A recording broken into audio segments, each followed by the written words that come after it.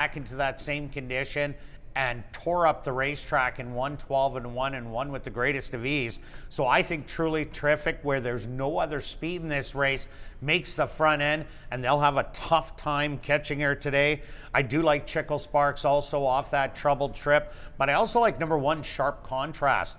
2 outs ago, this horse got in an absolute world of trouble in the 25 non-winners of the year and still battled back for a good 4th place finish, beating only 3 lengths.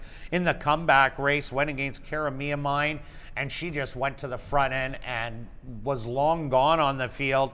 Wit 9 and Wits Daddling both ran very good races in there, but this horse goes back to the Sean Moran barn, which it used to be in. I think with the drop in class from 25 to 15, this horse will be a lot sharper, and you're going to get good odds. So I took 2, 1, and 7. Now we're going to carry on to race number 4, kicking off $25,000 guaranteed pick 4 wagering. 2-year-old maidens going 5 furlongs for a tag of $15,000. Scratch number 6, Spark Plug. Stretch, what do you got in here? All right, I'll start by saying it makes it difficult to figure out who's exactly going to go to the lead in here. We've got firsters, so it's always a bit of a guess. But I went with the horse that kind of had a really poor start and very green early, and that's the 4. Then made a very nice close with a even better gallop out. Like I'm impressed with that gallop out. You get the extra half furlong. It's just going to make a big difference. We've seen horses improve so much this year for the 2-year-olds after 1 start, and I think that's what's going to happen here. Who knows? Maybe this horse ends up on the lead with a better start, but it's got to improve, especially after that learning experience. And then my second choice is the 7. The reason I went to the 7 was she has chased some other speed in here, so with a nice improvement on that next start. So it's not a need the lead horse, but just because of who it's been chasing, might just end up on the lead, and if the 4 just isn't a speed horse, this horse could steal it. And then my third one, I went with the best of the rest on firsters, and basically the trainers already had some nice success with 2-year-olds. I like the work pattern is okay. My only little concern, there is 1 missed workout in there that wasn't going every 7 days, that there's a couple weeks off, so it's hard to gauge. I'm not going to leave it out, but I've got 4, 7, 2, but not a big stand on any of them. Kurt? All right, let's give you a little information on these firsters. Number 2, Fly Through Traffic. The father was a speed sire who won the Whitney, and the mother was a Finger Lakes horse, and she was a stakes winner there. She could run short or long. This horse has 5 siblings. 3 of them have won, and most recently, the horse named Looking to Fly, a half sibling, won at Saratoga for maiden 40,000 on the turf going long, but the horse did run short and was 2nd and 3rd going 6 furlongs, so it can also run short. The 3 critical condition is a speed sire from Phoenix, Easy Dreamer, throwing a lot of good ones there. The mother, Critical Choice, she was from Gulfstream to start off with, ended up in Saskatchewan, ended up getting the wins pretty well there, but does have 3 siblings, but none of them have won. And number 8, I'll Be Your Handyman, Quest. That's a local sire. The mom really hasn't produced too much, has no siblings to go on, so we don't really have too much on number 8. But after saying all that, I'm with Stretch. I like Big Deal Lucille after that terrible break last time out, but this horse flew down the lane. I really like that. I'm going to take the 2 because you got speed on both sides, the mom and the dad, and it's an Ontario bred. And the 7, Don't Blink Coco, has run 2 good races. Maybe this is the spot. The horse makes the lead and they just don't catch her in the end. So I'm taking 4, 2, and 7. Now we're going to carry on to race number 5, a $5,000 claimer. 4 3-year-olds and up that are non-3 lifers. They're going to go 6 furlongs. Stretch, what about the 5th? Yeah, so I've got it down to 2 horses. I almost have a key, but I decided not to key. And the 5 is the horse that I really do like in here. I just like the pattern that this horse showed speed last time in a very tough allowance race. I don't expect that the horse is going to go to the lead. I think it's going to sit behind the speed. There's just a lot of speed in here and then take over late. Any one of those previous races, I just liked how well this horse is running. Like I said, almost a key. The only reason I don't have it as a key is because of the one impressed me so much last time. It looked like that the horse may not have to go to the lead. The workouts were good. Jared now second time has this horse, and they seem to improve that much more. I think if Carino again can get this horse to stalk a little bit, might get the jump on the 5, as long as if it doesn't get caught up in the duel with the 3. But that is my second selection. And then for me, it's kind of searching for the third pick, and that's the 7. Big drop in class.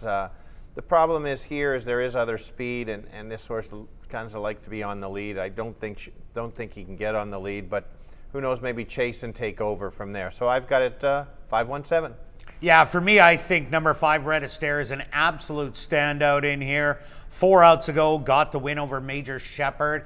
That was a hard-fought victory, and they were 8 lengths ahead of the field. Came back and got the win against Eviscerator, and they were ahead of E2 Babu, a horse that both of us respect in the allowance non-2 lifer level, and then had to go against the very tough first level allowance horses, Doc's Class Act, Eddie Forever, and Mr. Benz last time out, banging it on the front end. This is a 5 non-3 lifer. These horses wouldn't be able to contend with what Red Astaire did. And I'm throwing out that 7.5 because that was the first time I tried it, and it showed good speed. But the start before for the optional 10,000, it was within my 5 lengths that I'd like a horse beaten by. I don't care if he runs 12th. Even if he's within those 5 lengths, and he was 6 beaten 4, that fits huge in here. There's speed with the 1 Dublin's Money, Harry Keep the Change, and Stone Cafe. All of them can rock it out there. This is a perfect stalker that only likes to sit about 3-4 lengths off it. I think gets a dream trip and is the one to beat. I also like number 7, Stone Cafe, has done no wrong this year, is in the 3-year-old ranks, but now tests some older horses, but comes out of the first level allowance against those 3-year-olds. So this is a nice little drop. And number 3, Harry Keep the Change, went in an insane spot last time, 75 wide open against the boys and going around 2 turns. This horse is a sprint specialist. At least that's what it showed. This horse will run so much better today. The distance 6 furlongs is a huge question mark for me. That's why I can't put him on top, but I'll put him in my top 3, 5, 7, and 3. Carrying on to race number 6, a $5,000 claimer for fillies and mares 3 and up that are non-4 lifers. Going 6 furlongs, scratch number 5, Haida. Stretch, what about this one? Well, I don't trust this race or my selections that much, but here we go. Top one is, I'll go with the 2. I don't really like taking the favorites in this situation, but just hard to find any that can run kind of up to the par level. Makes, like I said, the drop, but claimed 2 back, and so I just think the horse will be stalking. Tried to show more speed last time, and that didn't work. I think this time it's going to sit back a little farther back and kind of make that move.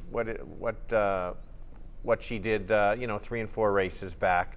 I've had to up my selections because 5 was don't forget the 5 is scratched in here. That was going to be my second selection. So now my new second selection is the 6. And I backed this horse a few times and had some success. I just like how this horse has refused to quit. Well, showed good speed wide and just tried to keep coming, and that does have to deal with the other speed, but I like that. The other thing I do like that Tom claimed her back, so that's a really good sign. Maybe turn the tables in here, especially at a price or a Victorian Moon doesn't fire. And now my third choice, Hidden Dreams, just like how she's running. Made a nice move last time closing. She's one of the sharper horses right now, so why not jump on board with her? So 2-6-3. Yeah, I'm with you on number 2, Victorian Moon. A big drop in class to this non-4 lifer for Victorian Moon. This will be so much easier than she has been testing. She could be the speed of the speed in here, as she has showed it in the past, or she can stalk. I don't think it really matters what she does. I think the drop is the key, so she's the one to beat. I like number 7, Lulu's Lightning, coming out of a 25 non-winners of the year.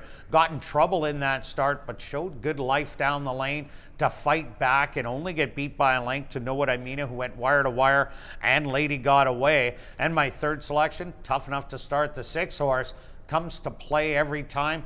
I didn't like how it went sprinting to the lead. I think this horse is much more effective in a stalking role. Jockey Jorge Carreno, if he sees Bayall and Victoria Moon going out, he'll sit in the garden spot right in behind there and should get a good trip. So that's why I like 2, 7, and 6. Now carrying on to race number 7, a $3,500 claimer for the boys 3 and up. They're going to go that 6 furlongs. Stretch looks a little wide open in the last. It is wide open. That's another tricky in the pick 4 sequence, but that's what we like, Kurt. We want tricky, figure it out, and you get paid for it. I'm surprised that you're not going back to your horse that you took last time, but that's okay. I'll take the money this time, even though I'm a race too late on getting as good a price, and that's the 7. I was surprised, like I said, Kurt picked this, but I don't know, maybe he was surprised how easily this horse cleared. I thought there was enough other speed that this horse just wouldn't clear that easily and would get caught up in a duel. So I think there's actually a little less speed in here, and so less speed, more controlling speed should, why not win again? And then my second selection's the 4. I think the horse needs to drop. Does need the pace to back up a little bit, so if the 7 does kind of bounce a bit, or maybe American League sends out and tries to press a little bit, it sets it up for this horse. It like we said at the start, the track seems fair. I'm hoping the horse isn't too far back. And then I'll go to the 6 is Kurt's top selection. He's going to tell you about the trouble of the horse, and hopefully he sits a little closer. So I'll leave it at 7, 4, 6. Yeah, I do like number 6, Warbridge. That's why sometimes you got to watch video on it, or remember there is no trouble line on this horse, but coming down the lane, nowhere to go, had to check and wait, got through, and then was easily second best in there.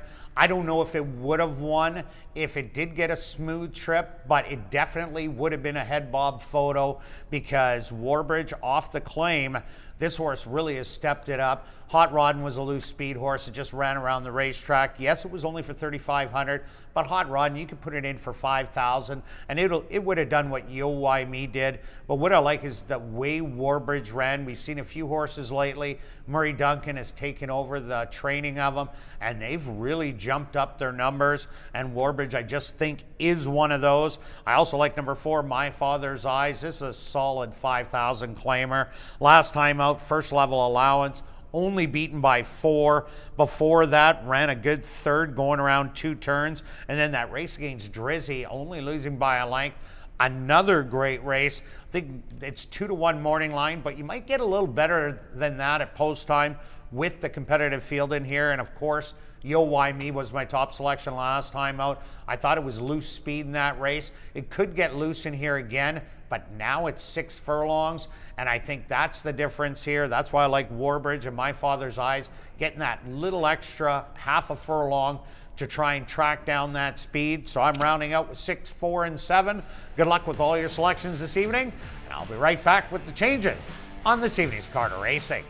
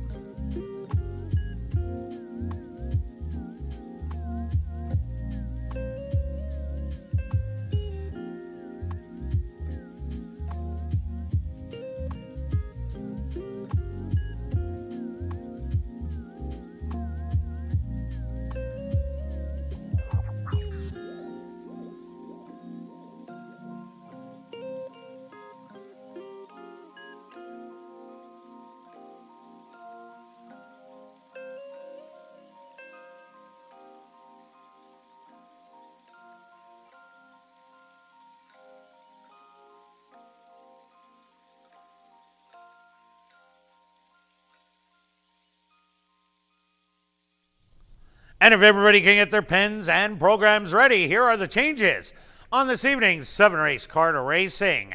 Turning your programs to race number 1, just some overweights, and they're on your TV monitors. Now turning your programs to race number 2, there are no changes. Turning your programs to race number 3, the Breezy Bend Derby, kicking off jackpot pick 5 wagering. Just the lone overweight. The carryover in the jackpot pick 5, $173,000. But if you are the lone ticket, you'll take home $250,000. Now turning your programs to race number 4. Kicking off $25,000 guaranteed pick 4 wagering. Scratch number 6, Spark Plug. That's race number 4, scratch the 6, Spark Plug.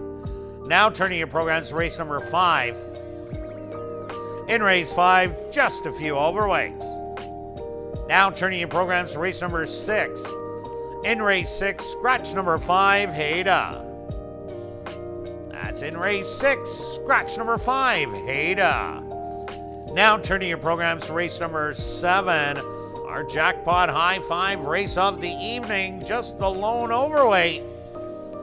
And it's on your TV monitors. What a gorgeous day for racing here in Winnipeg. Currently under sunny skies.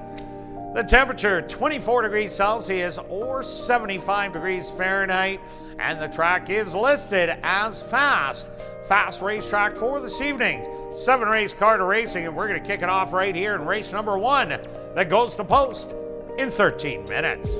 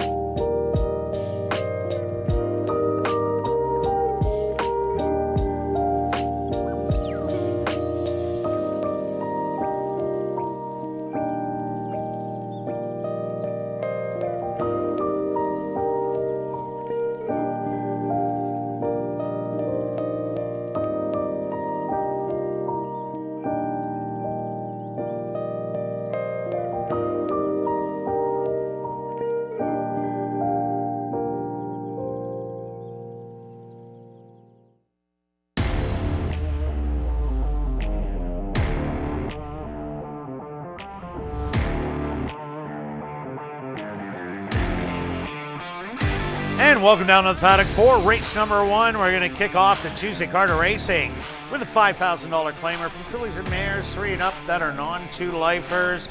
They're going to go 5 furlongs. Special welcome to TVG and all their viewers. Stretch, who do you like in here?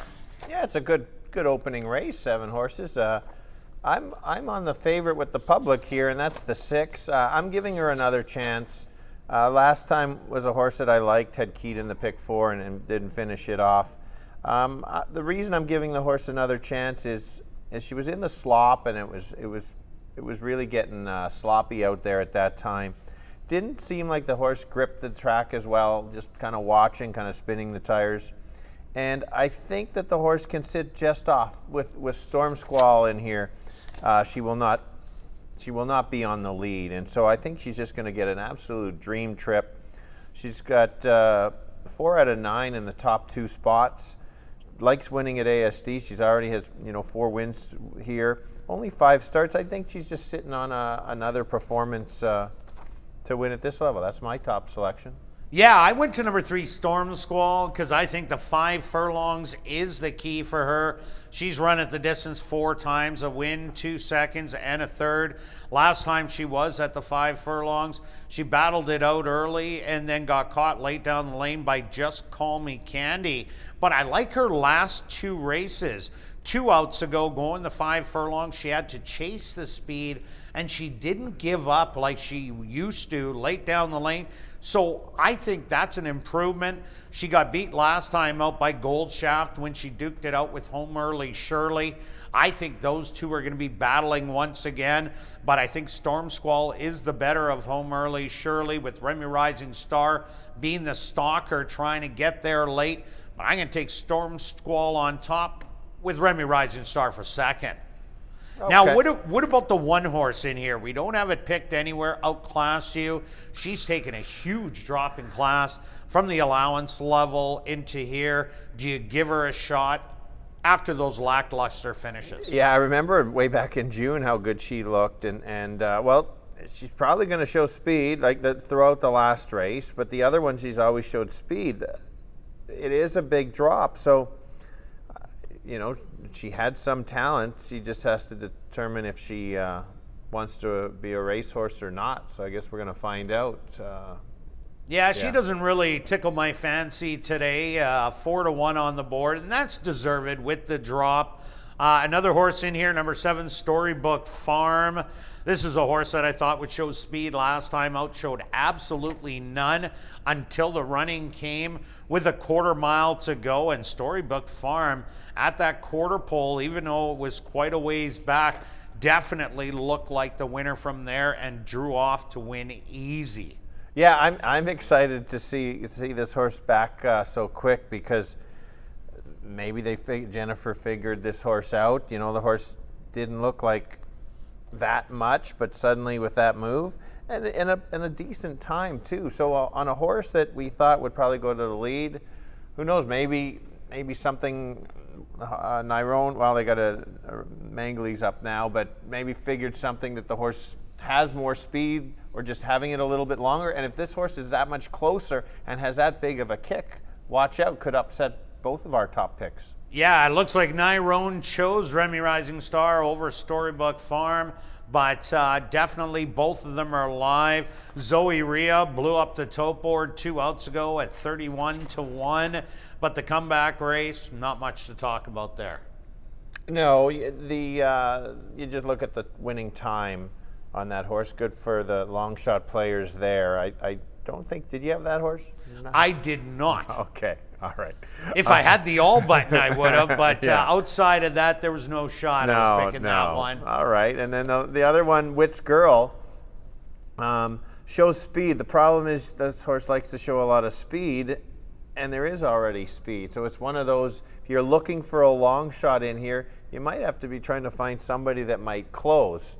Hence back to that 7 at 10-1. Yeah, there is way better speed than Wit's Girl has gone against. Storm Squall, Home Early Shirley, and Remy Rising Star. That's night and day than what she was testing at the maiden level. And even that non-2 lifer, there was a little bit of speed in there with Sophie McTrophy, but outside of that, there wasn't much at all. So Wit's Girl will have to try and come off it today. All right, let's go to our bets here in race number 1. Stretch, what do you got? Well, this is ideal because you've fallen for the trap, whereas I'm assuming the 3 will run second because the horse always likes to run second. So I've got a $5 exacta wheel, 6-7 with 3. All right, and okay, I'm trapped, but I'm going with the tractor. I'm taking the 3 on top. I'm taking all the speed horses, really, with the closer for third, 3 on top with the 2-6 for second, and the 267 for third. That'll cost you $4, but I'm taking a $4 wheel for 16. Good luck with all your selections here in race number 1, and we'll see you back for race 2.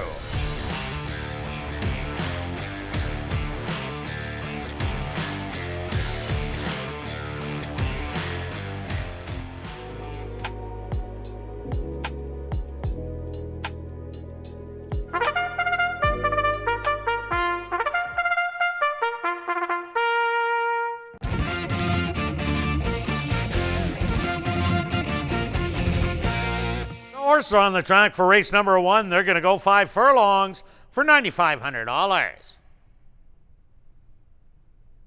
Number 1 is Outclassed You, owned by Bill Michael and Wind Answer Stable, trained by Wendy Anderson with Jorge Carreño. Number 2 is Home Early Shirley, owned by Henry Witt Jr., trained by Jerry Gorno with Sheldon Chickadas. Number 3 is Storm Squall, owned by Manny Villaderos and Glenn Miller, trained by Jim Donnelly with Shamari Muir. Number 4 is Witt's Girl, owned by Henry Witt Jr., trained by Jerry Gorno with Antonio Whitehall. Number 5 is Zoe Rhea, owned by Pat Honus, trained by Larry Sizik with Neville Stevenson. Number 6 is Remy Rising Star, owned by Gerald Babchishin, trained by Murray Duncan with Nyrone Austin. Rounding out the field is number 7, Storybook Farm, owned by Andy Stronach, trained by Jennifer Jordan with Richard Mangley. Post time for race number 1, 4 minutes away.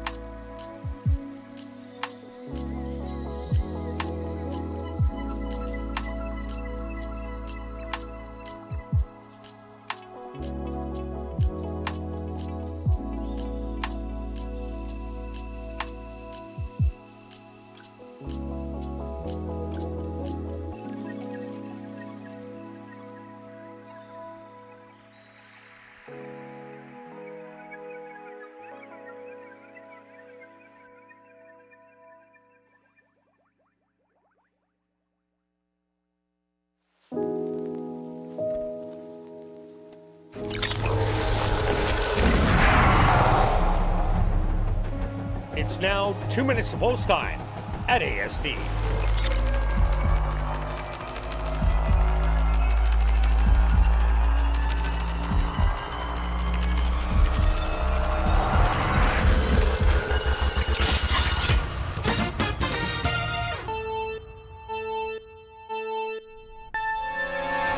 All right, opening up with a sprint of only 5 furlongs, so it's going to be a little quicker. Usually favors speed, but I've got a horse that's going to sit just off because there's just enough speed to challenge the 3. I'm going to give the 6 another chance, going to stalk on the outside and make that move late, and then beat the 3 late because why not? The 3 always runs second. And if you need a price that might be coming late is the 7, so I've got it as easy as 6, 3, 7. Kirt? Yeah, stretch myself. I did go to the 3, Storm Squall. I think she absolutely loves the 5 furlongs. The speed that she has to go against is the 2, Home Early Shirley. She is on the inside, but I just like the way Storm Squall's been running the last 2 outings, going a little bit farther and chasing So if this horse can make the lead, it's going to be tough to catch, but I do like your 6 horse, Remy Rising Star. I think it's down to those two. Throw the 2 and 7 for third. Good luck here in race 1.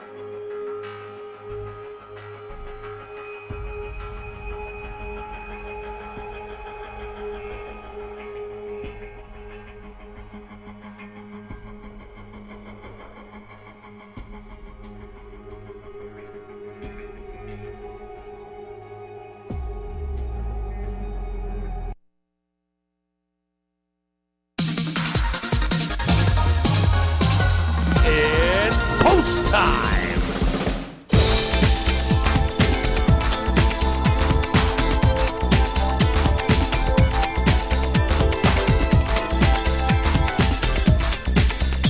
Worm Squall will be the first to enter the starting gate.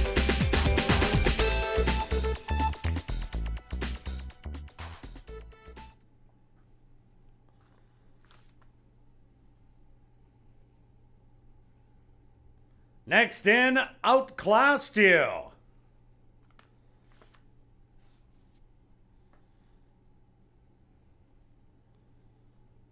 It's now Home Early Shirley's turn.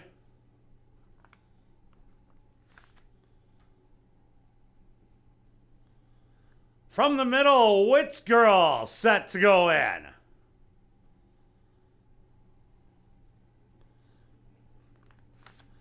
Zoe Rhea steps up and in. 2 left to load. Remy Rising Star, the current 6-5 favorite.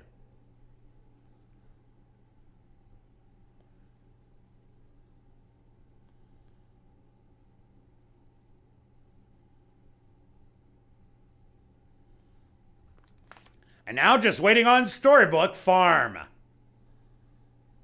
They're all set. They're at the post.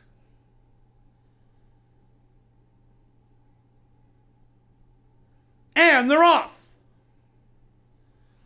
From the inside, home early. Shirley is away well with Storm Squall. Painted on her outside. Wits Girl stalking those leaders early in third. Another length back to Storybook Farm up close today with Remy Rising Star. Then it's a gap of 3 more lengths back to Zoe Rhea and outclassed you the early trailer. 22-4, a spirited opening quarter. And it's Home Early Shirley and Storm Squall still doing the battle as they hit the head of the lane. Remy Rising Star and Storybook Farm on the outside. They're revving it up late. Storm Squall with a short lead, trying to battle back Home Early Shirley on the far outside. Storybook Farm in between horses, Remy Rising Star, but Storm Squall is gonna get it done. Very close for second between Home Early Shirley, Storybook Farm, and fourth to Remy Rising Star.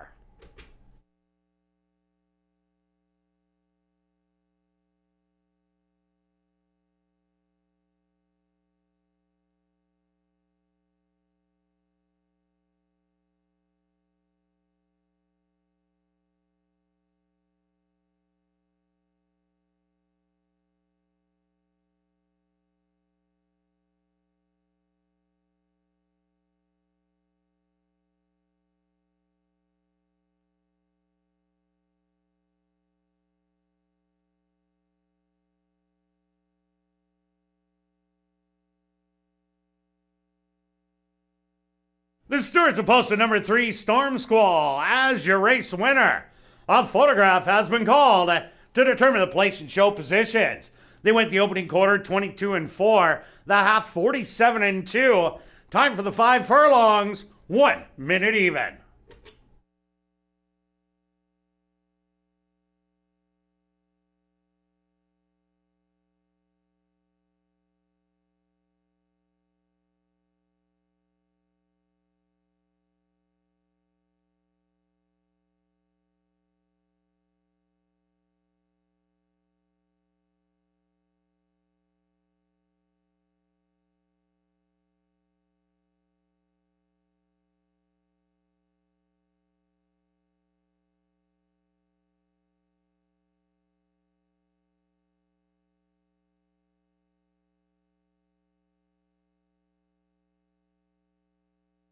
Results of the photo show number 2, Home Early Shirley, finished in second. Third goes to number 7, Storybook Farm, and fourth to number 6, Remy Rising Star.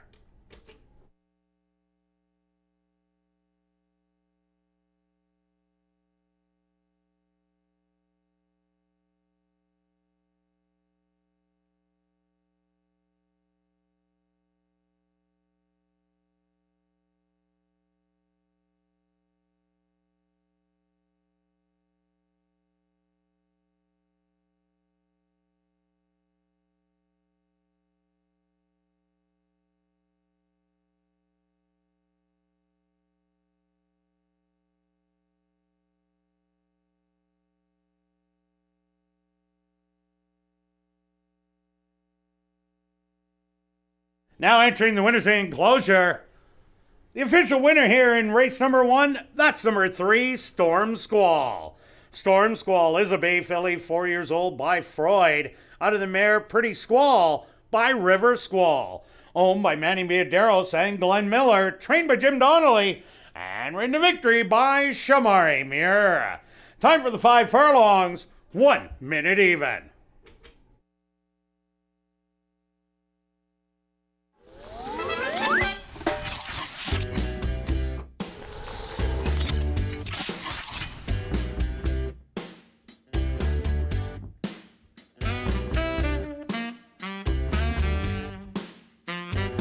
Race 1 is official in the upcoming second race. There are no changes. Kicking off another pick 3 here in race number 2.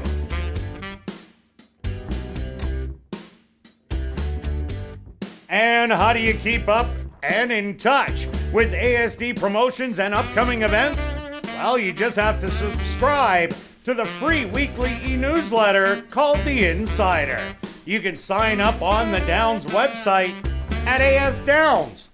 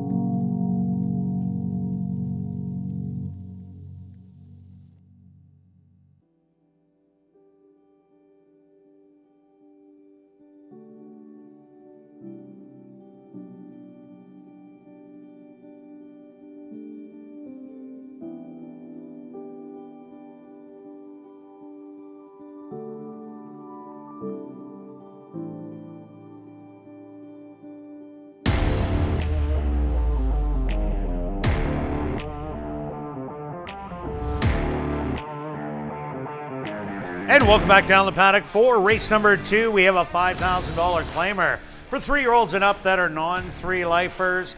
They're going to go the 7 furlong distance. Special welcome to TVG and their viewers. Stretch. There was no Norm in race number 1. Storm Squall battled and got the win. He did. He actually battled and kind of pulled away. But I think maybe he was waiting for the others, and the line came up, snuck up on him, and got the line. But that was all about the 5 furlongs, yeah, 100%. And that's why I like the horse. Absolutely, in there. It's good pick. Even better on the betting. So if you spent 16, you could have got it for $4. You would have got back $111. I had the $4 ticket. Bang.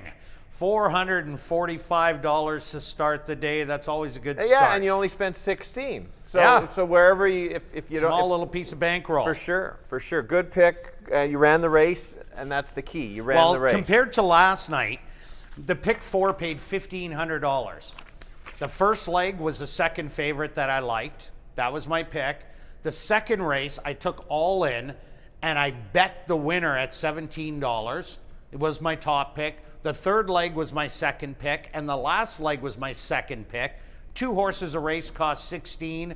I bet $56, I think it was, and I got knocked out in the first leg and got nothing. Yeah. So that was bad betting, good handicap. Correct.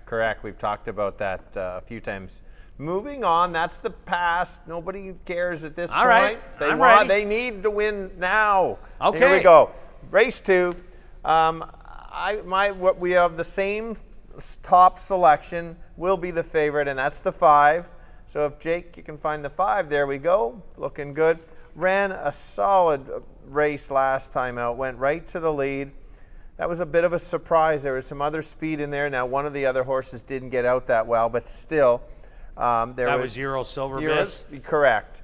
But it's not like it was a soft allowance field, and Sheldon got the horse to the lead, and yes, it was a bit of speed bias day, but still dug in and then pulled away at the end, as it says, turn back rival. Absolutely. And that was Major Shepherd, who was the even money choice and really tried Wits Coco, but even the race before that, Pucker came back in the 5-3 and lost by a lip at the end in another huge effort. This Wits Coco might be a little better than it looks on paper. Absolutely. So I think there's less speed in here.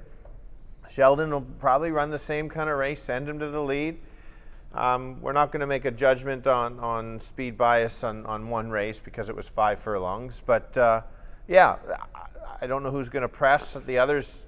Some of the other ones that we know for sure are deep closers. 2, 3, 2, 3, and 4 and 6. Be my Macho Man. So the only other speed is Z-Big, and that comes out of the same barn, the Jerry Gorno barn, with the same owners. If I was Henry Witt and I see these two banging heads on the front end, my hair might get a little grayer.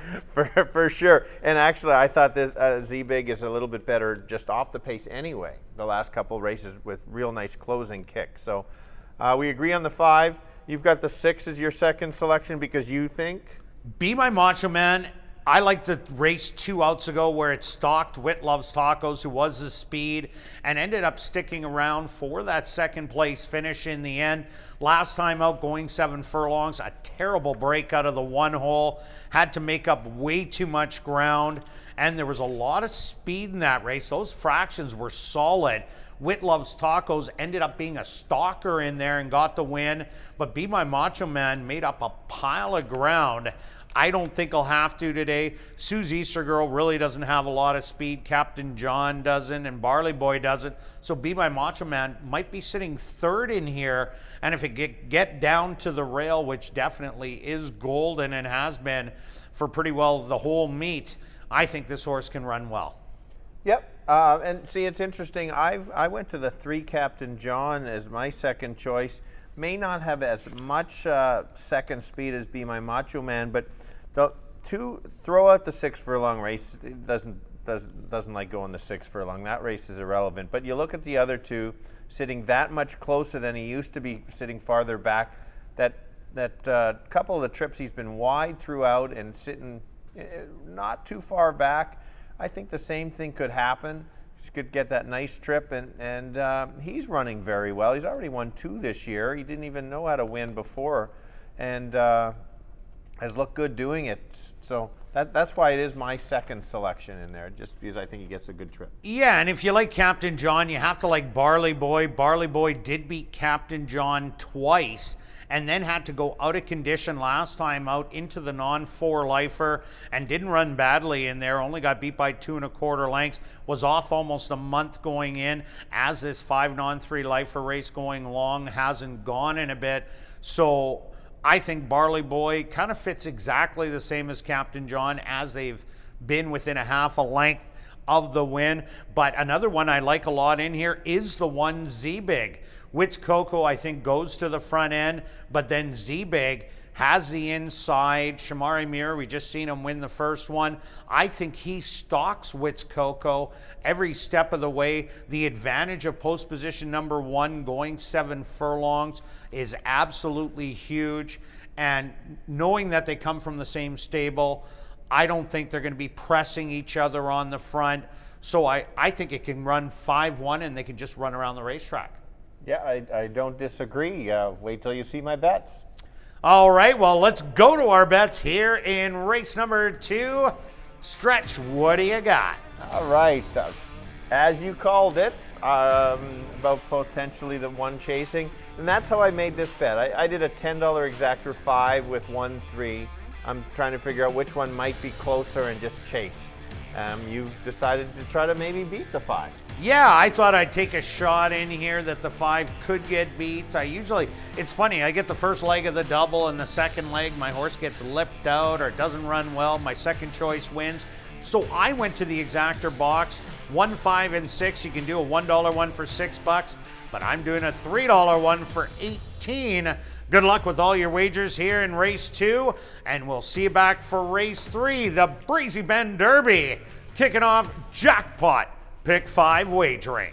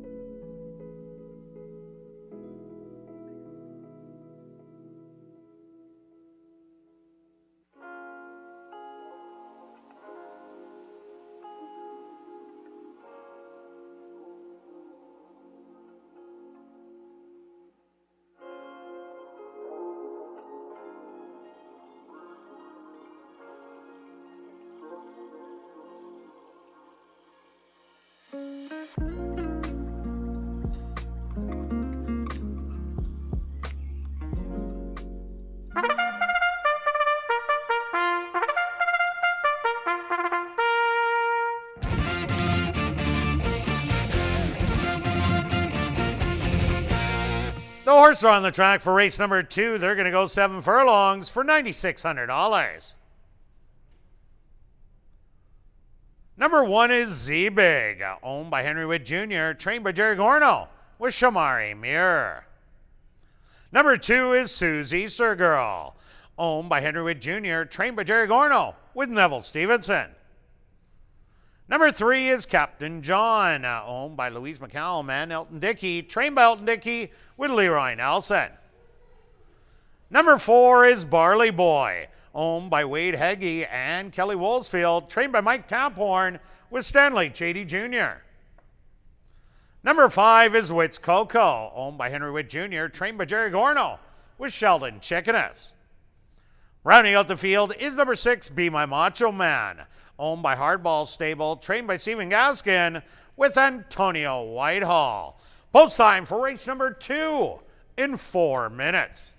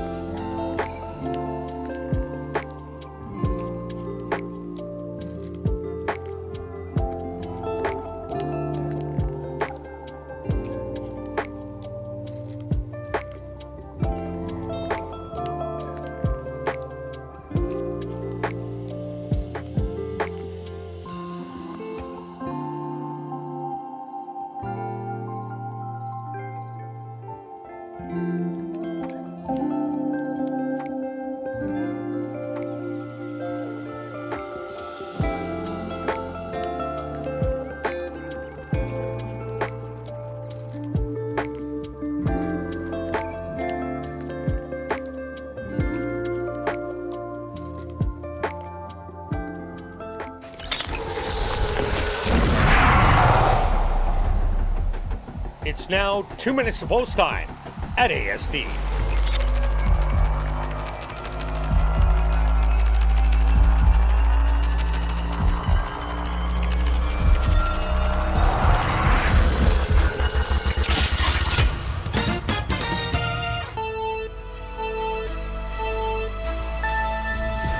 All right, this time we're going 7 furlongs. Starts almost right in front of the grandstand. Fun race if you're at the track to take a look at how it starts. I've got the 5 as the controlling speed. I think Wits Coco is going to go right to the lead. He's actually dropping in class after a tough last race. Anything close to that, this horse is going to be very tough to beat. Right to the lead. My second selection might get a little bit better price is Captain John. I think this horse is going to sit in a nice stalking position, similar to the 1. So I've got it 5-3-1. Kirt. Yeah, Stretch, I'm with you on Wits Coco. What a dynamite race last time out. It looks like this horse is really taking to going around 2 turns, has speed to get out there, and that's what you need at 7 furlongs because that turn is just so quick. So I expect him to hit the front. I do like number 6, Be My Macho Man, to get a good position in here. Ran a huge race 2 outs ago to run second. And maybe another exactor play, number 1, Z-Bag, could be sitting second and run around the track with the 5. Good luck here in race 2.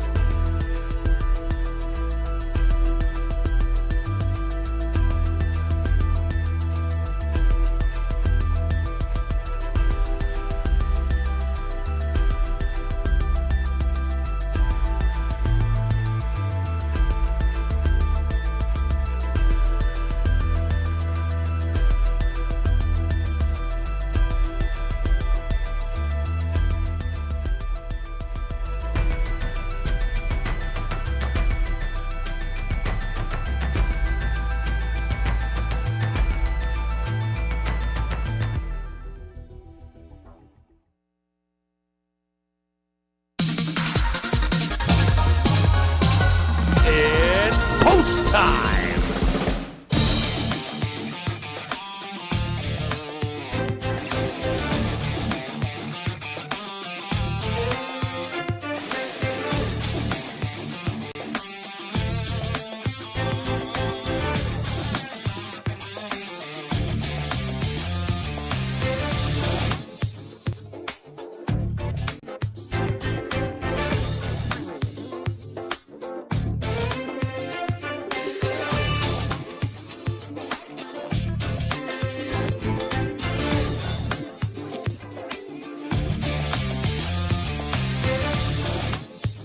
Z-Big, the first one to go in.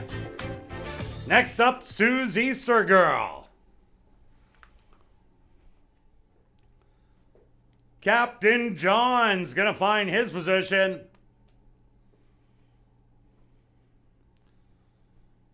now Barley Boy's turn. 2 left to load.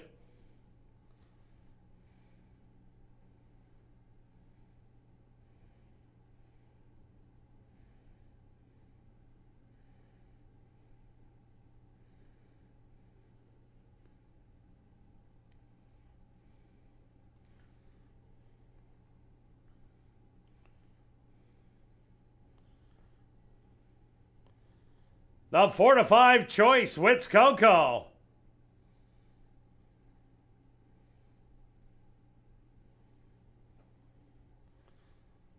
And now just waiting on Be My Macho Man. They're all set. They're at the post.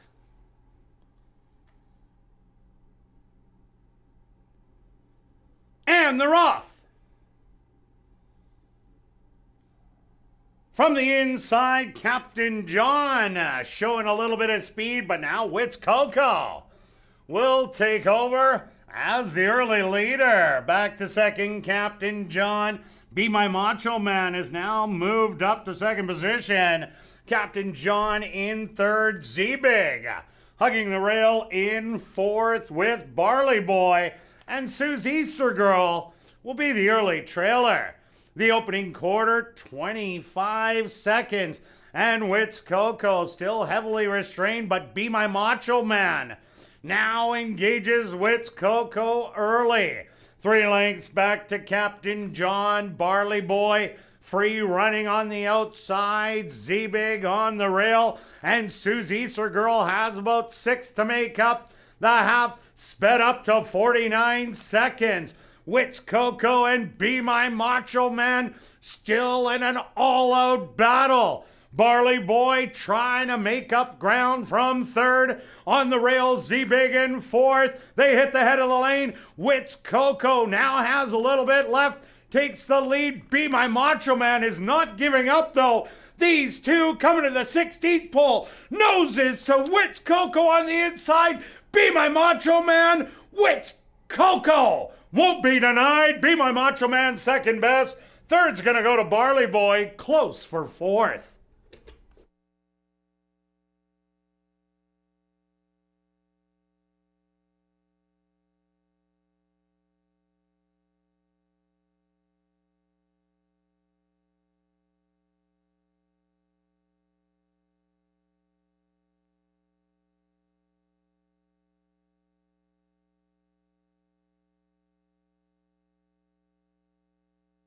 The stewards have requested a photograph to determine the winning horse.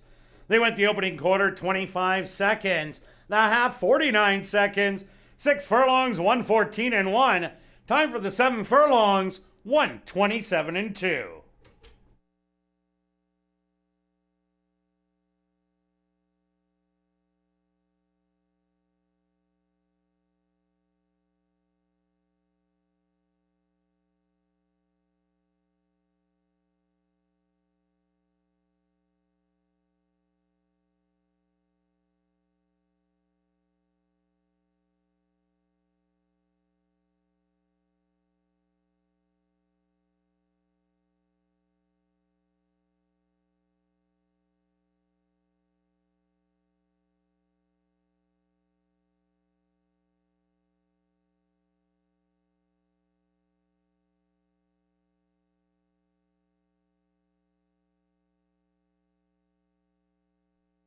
Results of the photo show number 5, Wits Coco, your race winner. Second goes to number 6, Be My Macho Man.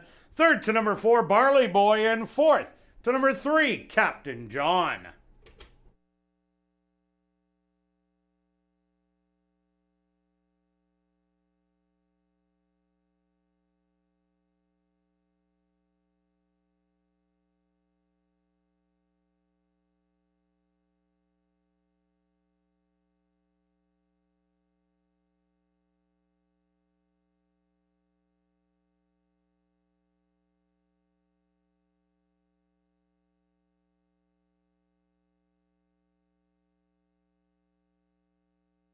Now entering the winner's enclosure, the official winner here in race 2, that's number 5, Wits Coco. Wits Coco is a dark bay or brown gelding, 4 years old, by Penitent Man, out of the mare Melodic Escapade by Wild Escapade. Owned by Henry Witt Jr., trained by Jerry Garno, and ridden to victory by Sheldon Chicken Ass. Time for the 7 furlongs, 127 and 2.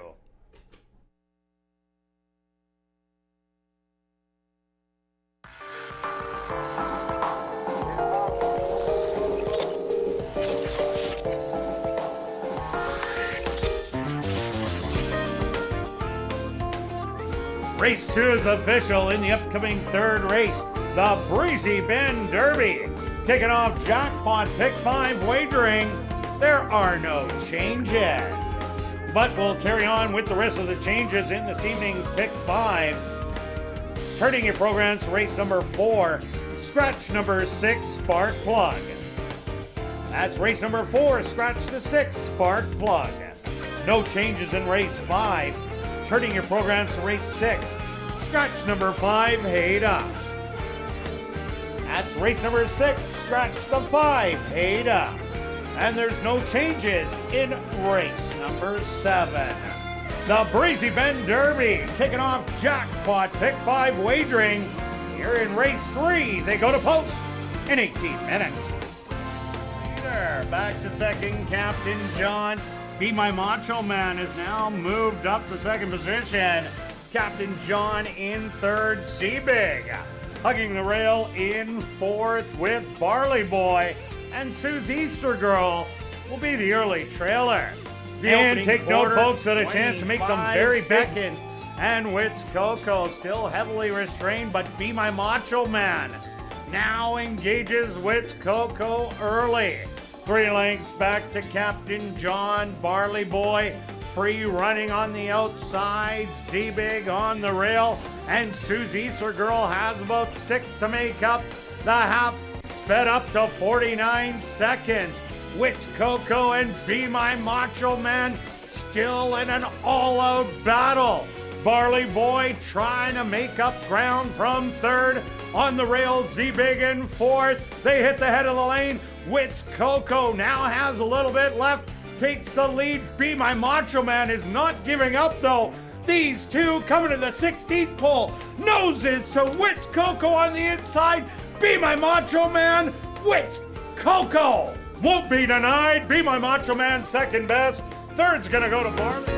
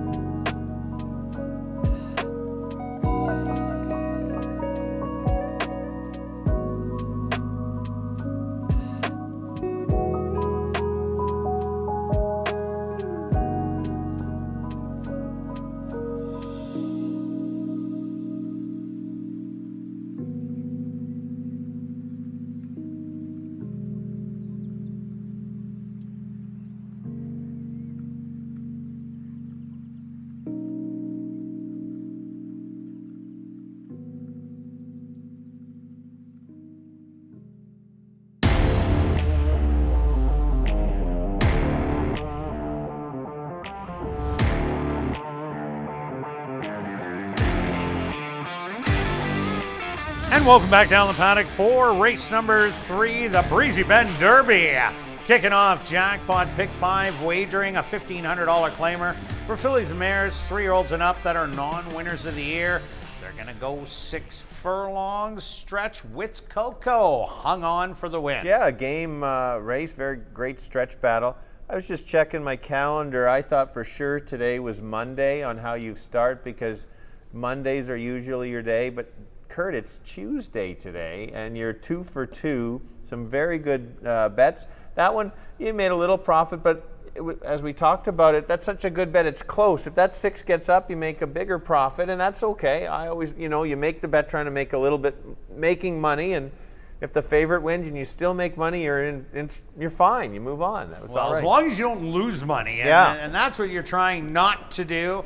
All right, here we go. Race number 3, huge favorite at 1-2. Are they thinking the track's playing to speed after those last 2 races? Because nobody really closed in the second. No, that's true. I think just look at the form. The horse won the last start, and it's in non-winners. It gets that sneaky condition because it's a Manitoba bred, so the Manitoba bred races don't count. Looks like it potentially could be almost the lone speed. There's a little bit of other speed. So I understand 1-5, this horse is not a 1-5 shot. I know he's your top pick, but I think you can back me in saying that there's no way that you would be backing this horse at 1-5. I'm going to start with my selection. Tricked you a little bit there, Jake. 7 horse. We'll go to the 7. This horse had a bunch of trouble and was maybe winning the race if it had the clean trip. It was. I watched the replay a couple times. There was a couple spots, and then the horse was flying late.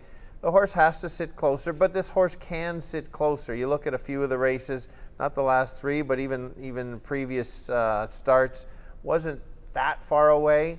And if the horse can sit, I don't want this horse trying to press because that's not the running style, but that nice even move.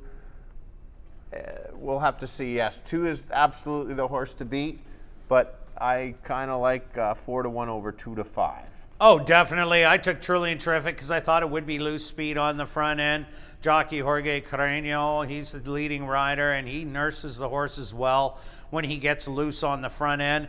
And it looks like the speed is doing well this evening because we didn't see that any of the closers, Barley Boy or Captain John, who could have been able to close. Yes, the first quarter was slow. They sped up the second quarter, 24 flat. But those horses should have made up a little more ground, I would have thought. So I think Truly and Terrific, who is lone speed, they just might have a tough time catching her in here. My second selection, I went to the 1 Sharp Contrast, 16-1 on the board right now. 2 outs ago, this horse got in a world of trouble at the 3/8 pole, got pushed back to 5th in the race out of the 6 horses, but battled back, and that's what I liked, and got beat by 3.5. Last time out, Cara Mia Mine was just so much the best, went to the front end and wired the field easily by almost 3 lengths. Sharp Contrast goes back to the barn it was originally at, and it ran well with. So I expect this horse to run a little bit better with that inside draw, and I love the odds right now, 16-1. Absolutely. How do you not go for that? There's your value play right there. I'm with you on, like I said, on the 2. My third selection is Wits Question, and the reason on Wits Question is I thought the horse hadn't been running that great the previous start, but suddenly showed a bit more speed, battled it out, and then got tired. There was some good speed in there. That Beautiful Babe is a speed horse in there, and cuts back. So I think this horse is going to be that much closer, maybe even my top selection. And so might get that trip in there, and Jerry and Sheldon already have 1 win today, and you seem to see trainers and jockeys kind of win in bunches at times. So yeah, no doubt about it. Another horse to look at, number 6, Western Mongolia. 3 outs ago, this horse ran a huge race against Cara Mia Mine in the non-winners of the year. Came back, never got out of the gate very well, and trailed throughout as Wits Gatto went wire to wire. Last time out, was in a good middle position, made a little bit of a move, but it was wide every step of the way. Western Mongolia, this isn't a horse I think can win this race, but I think that you got to throw in your tries and supers. Yeah, remember, we're at the bottom 15 non-winners of the year, so you'd certainly want to look for some value, and even if you like the 2 on top, you could throw it in with some of the long shots for second and third and get a real nice payout. So. All right, let's go to our bets here in race number 3, Jackpot Pick 5 time. If you're that lone ticket, you'll take $250,000 home stretch. What do you got? All right, taking a small shot here. We're going to take 2 and 7, the speed and the closer. I didn't want to key the $3 horse, so 2, 7. Then the next race I have a bunch, 2, 3, 4, 7, 8. That's the 2-year-old race. I've got 1 and 5 in that next race. 5 could be a key. Then 2, 3, 6, 7. And then I feel I've got all of them in the last with 4, 6, 7. If you're not one of those sequence bettors or playing lots of races, my bet on this race alone is a 30 place on the 7, just in case the 2 gets loose on me. And myself, I just went after the pick 5. I took 1, 2, 7 in here with the 2, 3, 4, 7, with just the 5 in race 5, with 2, 3, 4, 6, and ended it off with 2, 4, 6, 7. A 20-cent ticket will cost you $38.40. Good luck with all your wagers here in race 3, and we'll see you back for race 4, kicking off $25,000 guaranteed pick 4 wagering.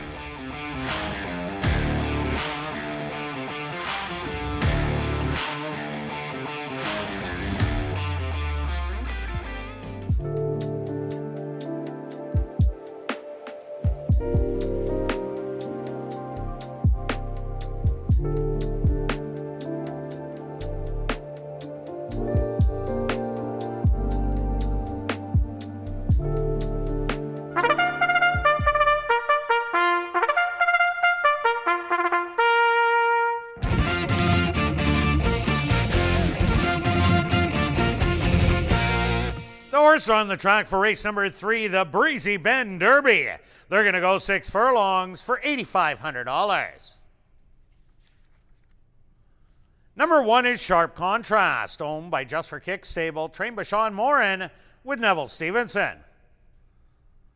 Number 2 is Truly and Terrific, owned by Black Diamond stable, trained by Tom Gardapi Jr. with Jorge Carreño. Number 3 is Witt's Question, owned by Henry Witt Jr., trained by Jerry Gorno with Sheldon Chickeness. Number 4 is Christmas Dance, owned by S&S Stables, trained by Maria Stanford with Nyrone Austin. Number 5 is Button Mushroom, owned by Cranky Acres Stable, trained by Shelley Brown with Dwight Lewis. Number 6 is Western Mongolia, owned by Black Diamond Stable, trained by Tom Gardapi Jr. with Shamari Muir. Rounding out the field is number 7, Chickle Sparks, owned by Monique Goulet, trained by Will Toronjo with Antonio Whitehall. The Breezy Bend Derby here in race number 3. They go to post in 4 minutes.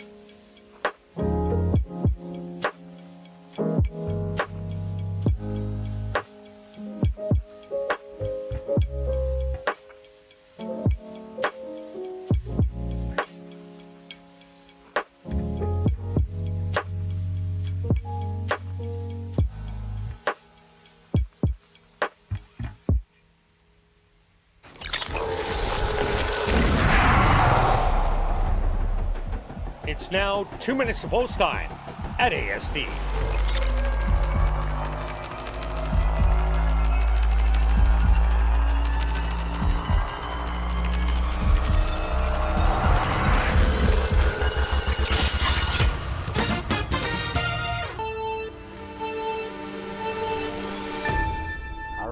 All right, race 3, we're going 6 furlongs. Yes, the 2 is a deserving favorite at 3 to 5, but I'm going to take a shot and try and beat her with the 7 on the outside. I think the horse is hopefully going to sit a little bit closer, and the 2 may not be able to repeat that gate to wire performance. The value is there. I do need the 2 to back up a little bit.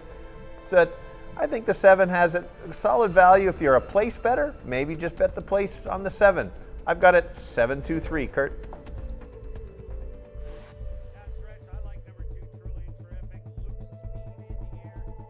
She should control the front end. Track looks like it's playing a little bit to speed. Still hard to tell only after 2 races. But if it is, she could be long gone in here. For you long shot players, take a look at number 1, Sharp Contrast. Throw that last race out. Look at the second last race. That was a huge effort where the horse got in a ton of trouble at the 3/8 pole and battled back. It also has speed. Good luck here in race 3.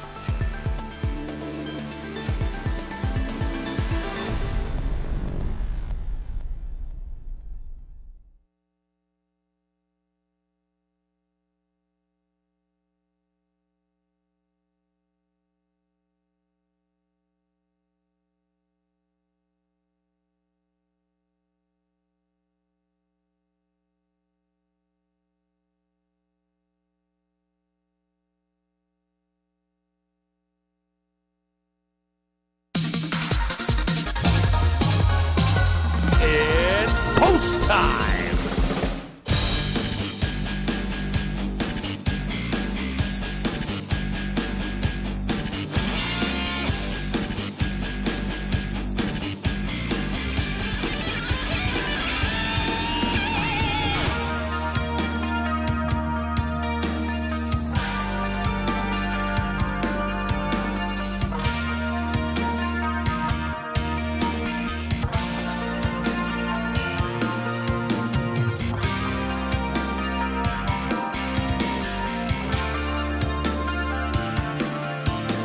Early and terrific, the current 3 to 5 favorite. The first to go in the starting gate. Next up, Wit's question.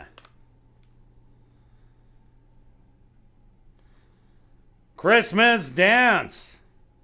She now takes her position. Button Mushroom's turn.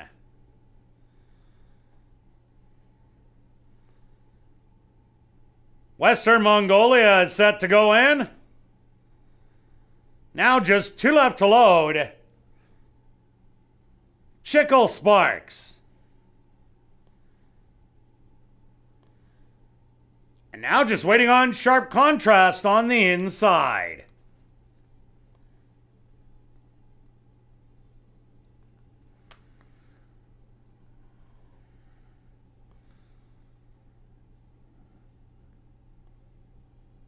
They're at the post.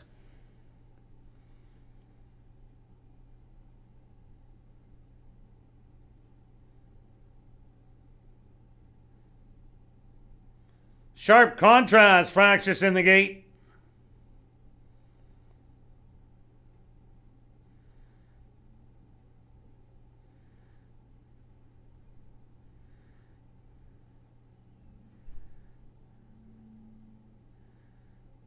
And they're off.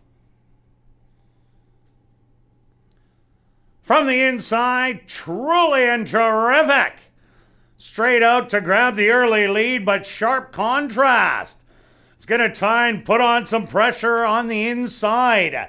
Settled back in third, Christmas Dance with Wits Question in fourth. Chickle Sparks, 3 wide in fifth. Then a link back to Western Mongolia and well back to the late closing Button Mushroom, but a dozen off the lead. The opening quarter, 22-4, and truly and terrific. In command right now by 3 lengths. Sharp Contrast in second. Chickle Sparks getting motivated on the outside in third. Wits Question also coming with some run. The half 46-1. They hit the head of the lane, and it's truly and terrific. She is widening on this field. She's up by 7 as they hit the 16th pole. This is all truly and terrific. She's going to win easy. Wits Question second best. Third's going to go to Chickle Sparks, and fourth to Button Mushroom.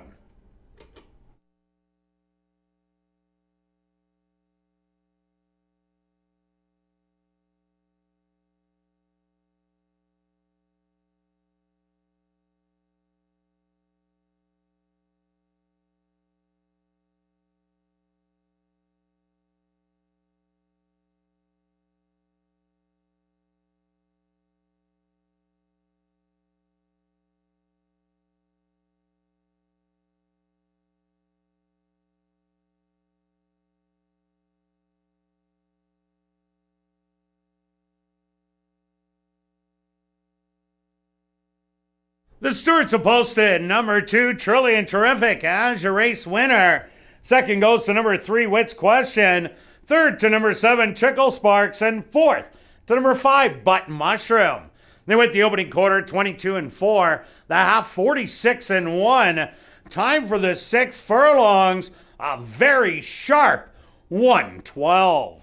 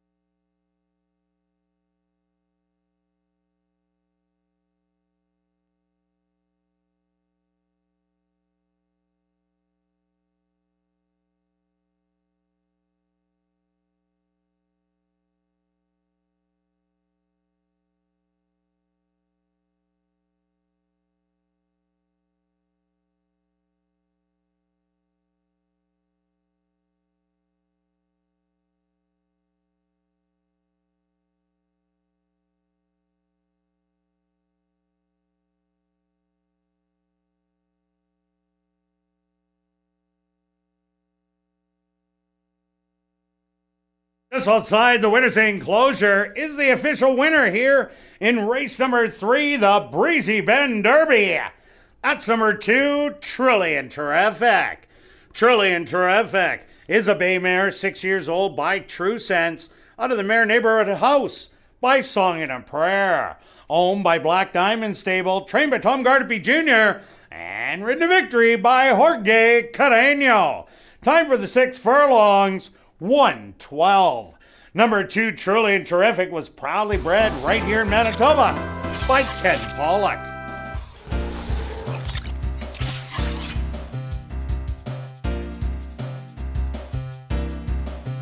Race 3 is official in the upcoming 4th race, kicking off $25,000 guaranteed pick 4 wagering. Scratch number 6, Spark Plug. That's in this 4th race, scratch number 6, Spark Plug. We will carry on with the rest of the changes in this evening's pick 4. There's no changes in race number 5. Turning your programs to race 6, scratch number 5, Haida. That's race 6, scratch number 5, Haida. And there's no changes in race number 7. $25,000 guaranteed pick 4 wagering starts right here in race number 4.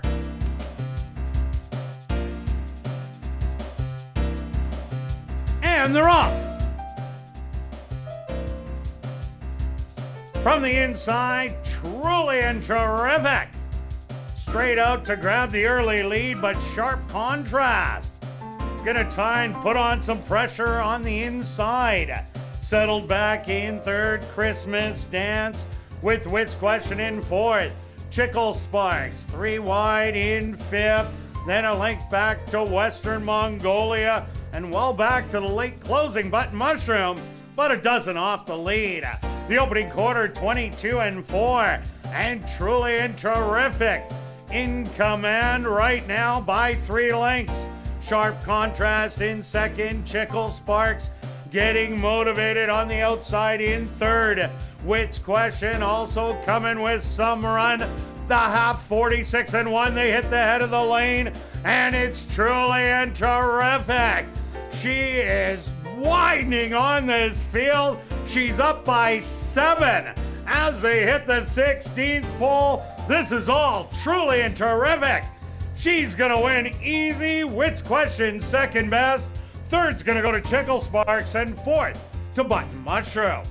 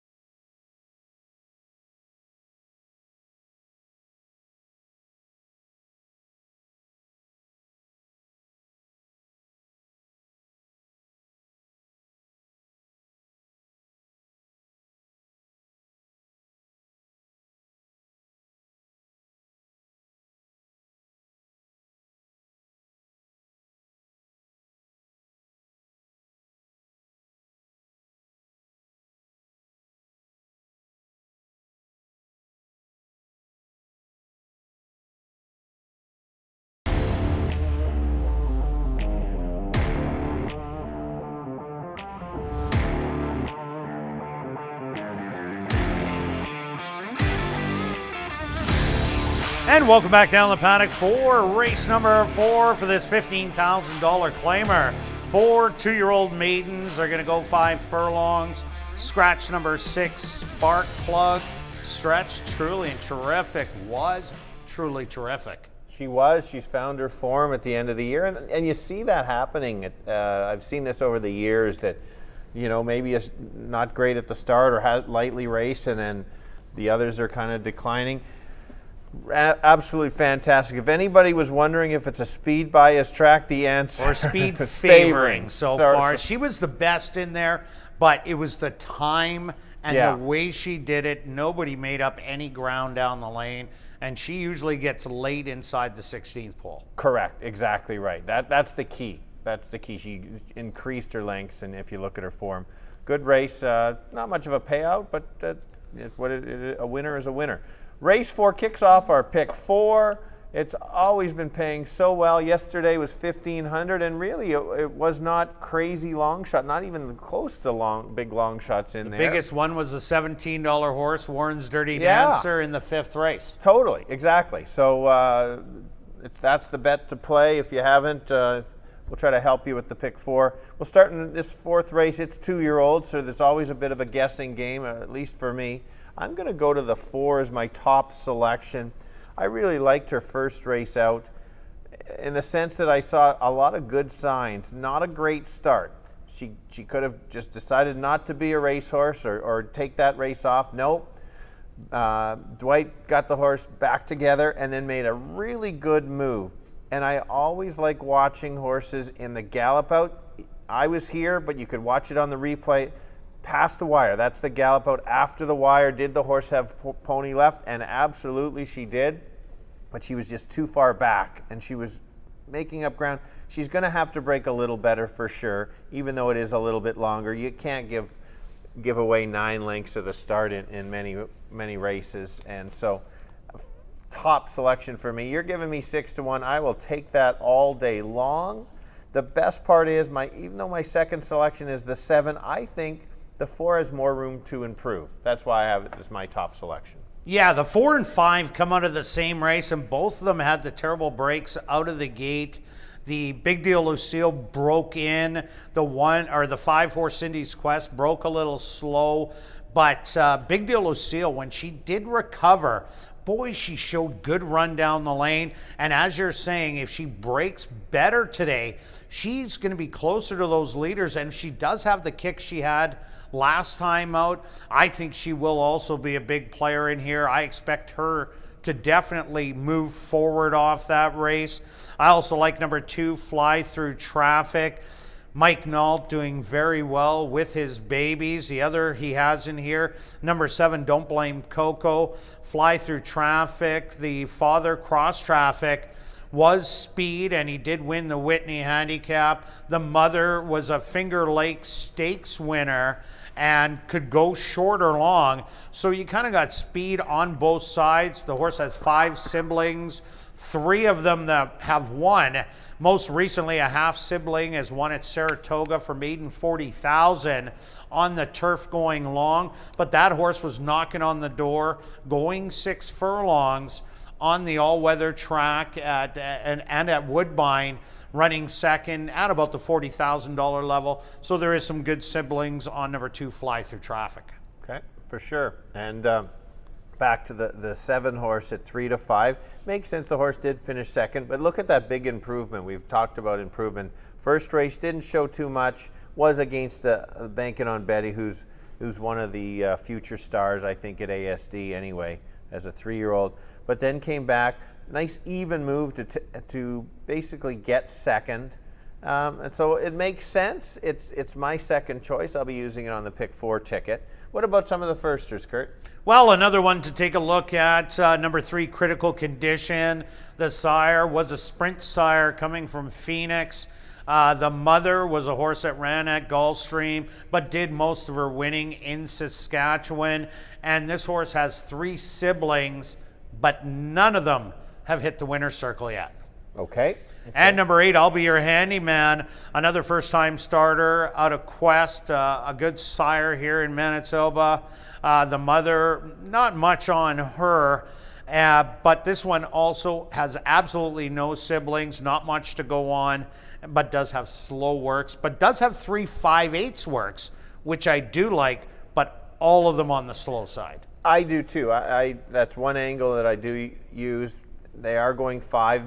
Maybe if this race was going 6, even though that they were a little slow, I would have added a little bit more to it. But at least it's got the distance. You know, Courtney maybe said, let's not just gallop this horse out a little bit, get used to it. It came out of the gate. That last work was from the gate, so it's not like they're running to the start and it's starting from a standstill.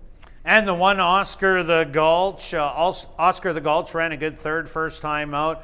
Brown Owl was a firster, and St. Clair was making her second start, or his second start, pardon me, and he tried to cut it out and steal it. Brown Owl came and got the win. Oscar the Gulch ran an even race. Yep, and then has a small maintenance work coming in. You've got to expect some improvement for sure on him.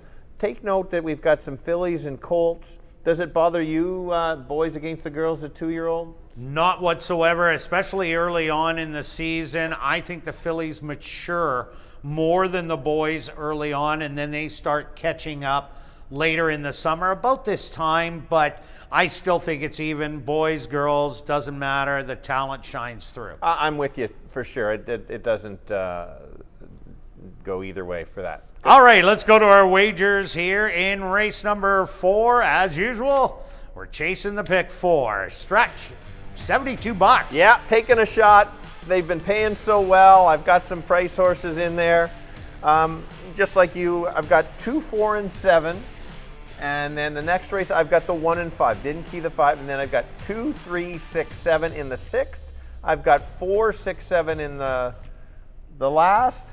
And I have got the $100 bill. So for this race, 28th place on 4.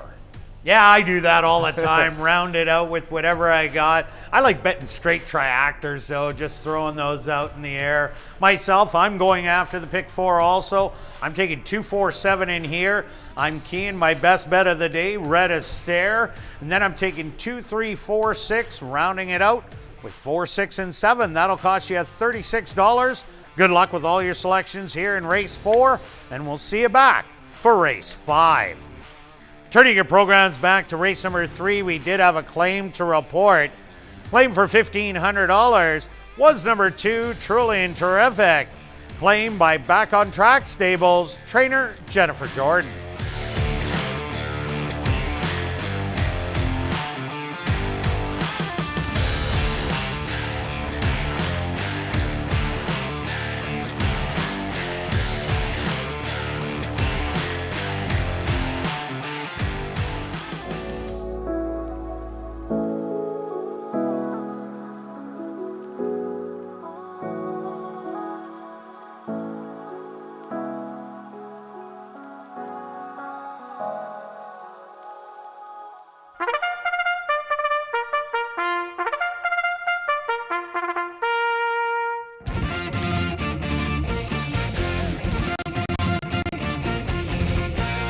The horse on the track for race number 4, they're going to go 5 furlongs for $13,300.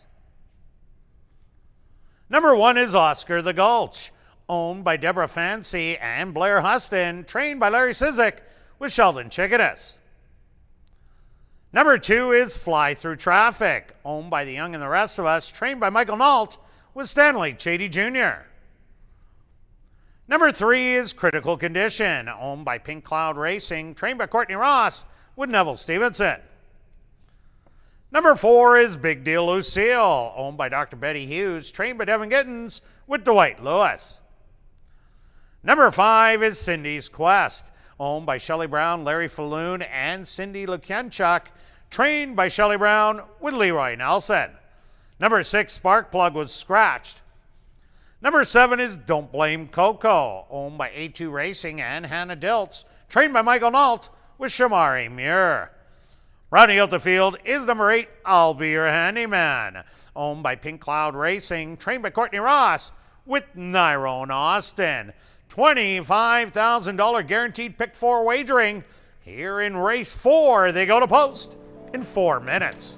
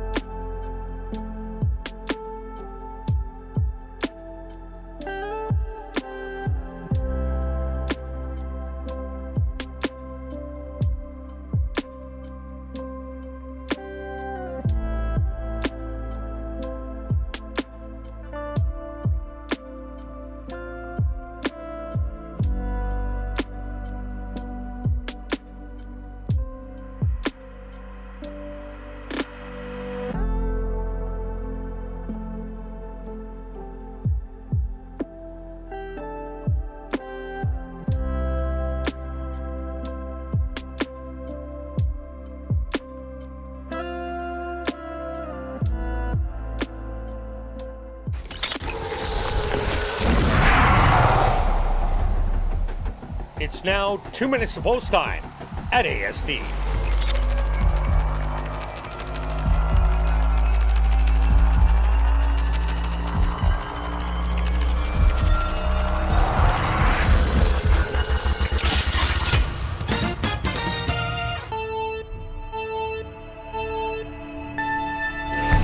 All right, we've got 2-year-olds going 5 furlongs. Always exciting with the 2-year-olds, and some unknowns. I'm going to go to the 4. We just got bet on the board pretty good. Was some value. This horse had a troubled first trip, and then showed interest late with a really good flying finish with a good gallop out after the wire. I really like when the horses do that, especially when they're this young. Expect an improvement. The other horse, it might be the speed, that could be the 7. So I've got it 4-7-2. Kirt? Yeah, Stretch, I'm with you on the 4. Big Deal Lucille. The gate is everything. If the horse gets out clean, we'll have a shot and be closer to the lead than it was last time out. And we did like the way the horse finished. But I'm going to take a shot at second for the 2 horse. Fly Through Traffic. This horse has speed on both sides, on the mom and the dad side, and a recent winner at Saratoga on the turf, a half sibling. So I'm going to take 4 and 2 here in race 4.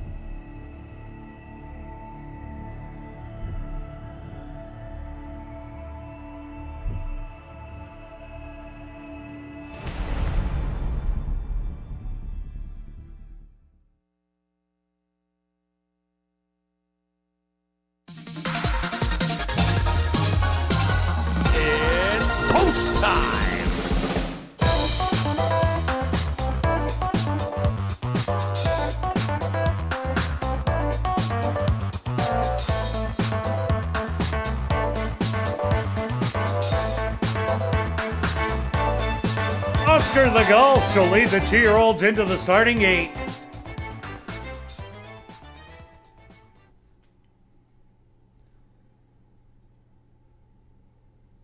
Next in, the firster, Fly Through Traffic.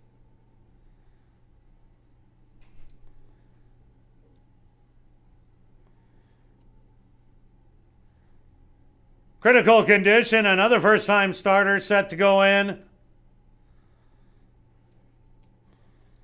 Big Deal Lucille, the 6-5 favorite, steps up and in.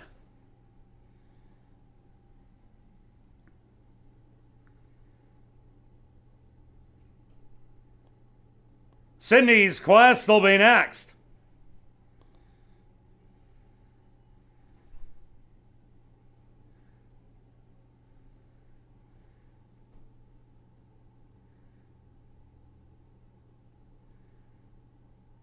Now just 2 left to load. Don't blame Coco.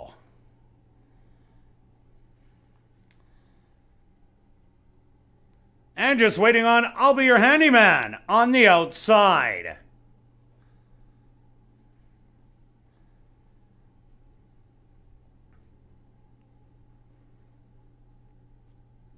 They're all set. They're at the post.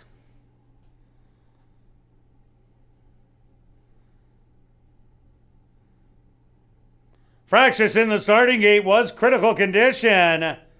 And Big Deal Lucille. Slight delay into the running of race number 4.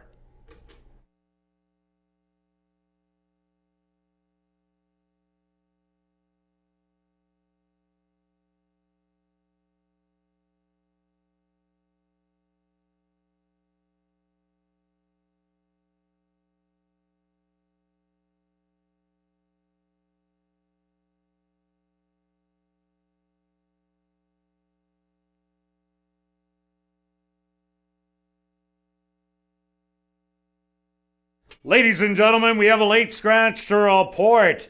In this, a 4th race. Scratch number 3, Critical Condition.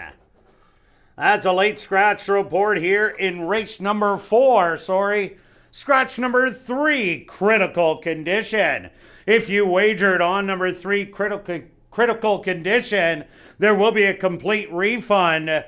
If you use number 3, Critical Condition, in your pick 5s, pick 4s, or pick 3s, the favorite at post time will be substituted. Late scratch here in race 4 of number 3, Critical Condition.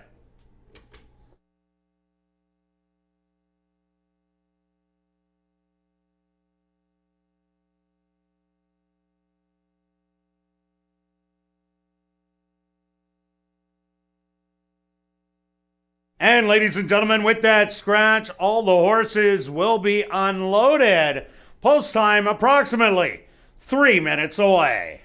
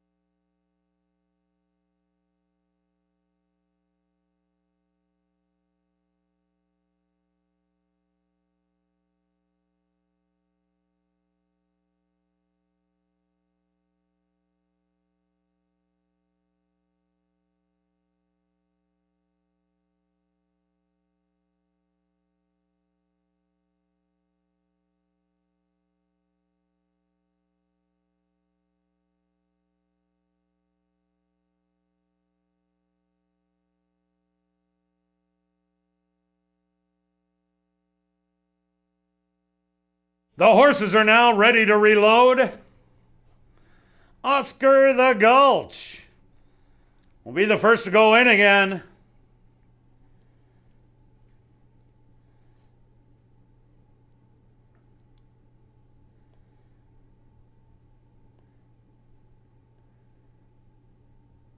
Fly Through Traffic also in. Big Deal Lucille has found her spot. Sydney's Quest is next.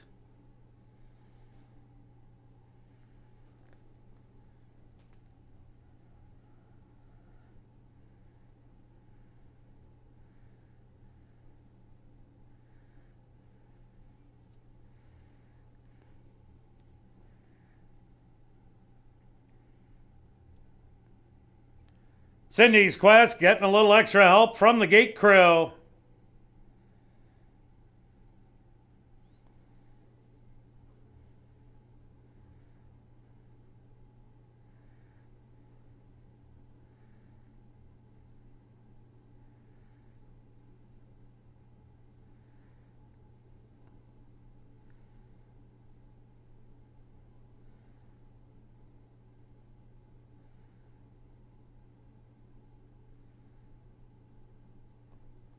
Now she's in, 2 left to load. Don't Blame Coco, the even money favorite. Now just waiting on I'll Be Your Handyman on the outside.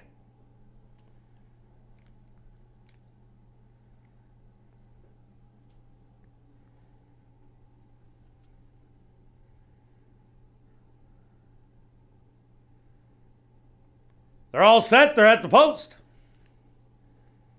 And they're off. Breaking a little awkward was Oscar the Gulch. From the outside, that's Don't Blame Coco. And Big Deal Lucille on the inside. These two have separated 5 on the field. Fly Through Traffic in 3rd. Cindy's Quest back to 4th. Another 7 lengths to I'll Be Your Handyman in the trailer. Oscar the Gulch. 23-2 the opening quarter. And it's Big Deal Lucille putting on a show in here as she's opened up by 6. Back to 2nd, Don't Blame Coco. Fly Through Traffic on the outside. But this is all Big Deal Lucille. Coming up to the 16th pole, she's up by 8, and she's cruising to victory. Fly Through Traffic, 2nd best. 3rd goes to Oscar the Gulch, and 4th to Cindy's Quest.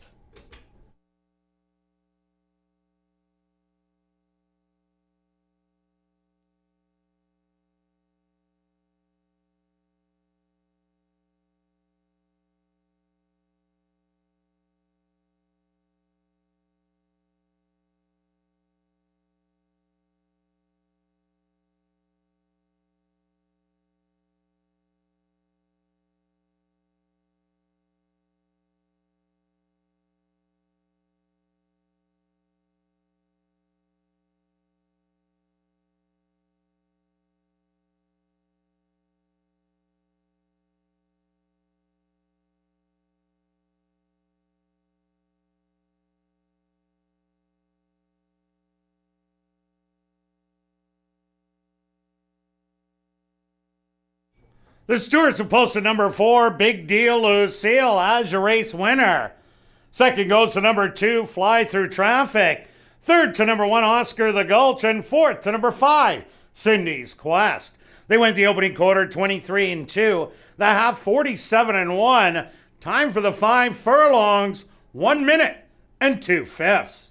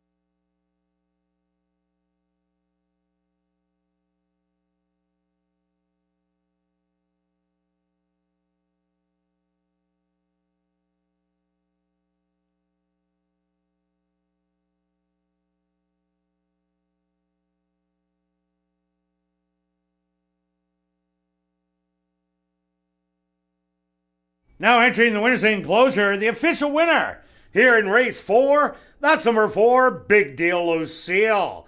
Big Deal Lucille is a dark bear brown filly, 2 years old, by Vengeful Wildcat, out of the mare Hurry On By Hurricane Center. Owned by Dr. Betty Hughes, trained by Devin Giddens, and ridden to victory by Dwight Lewis. Time for the 5 furlongs, 1 minute and 2/5. Number 4, Big Deal Lucille, was proudly bred right here in Manitoba by her owner, Dr. Betty Hughes.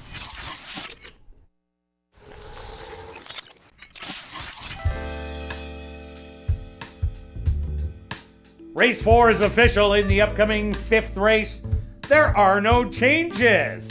Kicking off the late pick 3 here in race 5.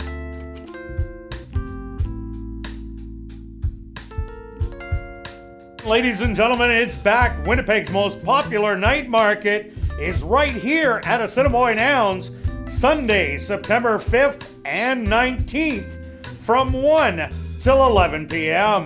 It features more than 100 exhibitors and local artisans, food trucks, live bands, and a beer garden. Admission is only $7 with 5 and under free, and parking is just $5. Tickets are available at the door, and proof of full immunization is required.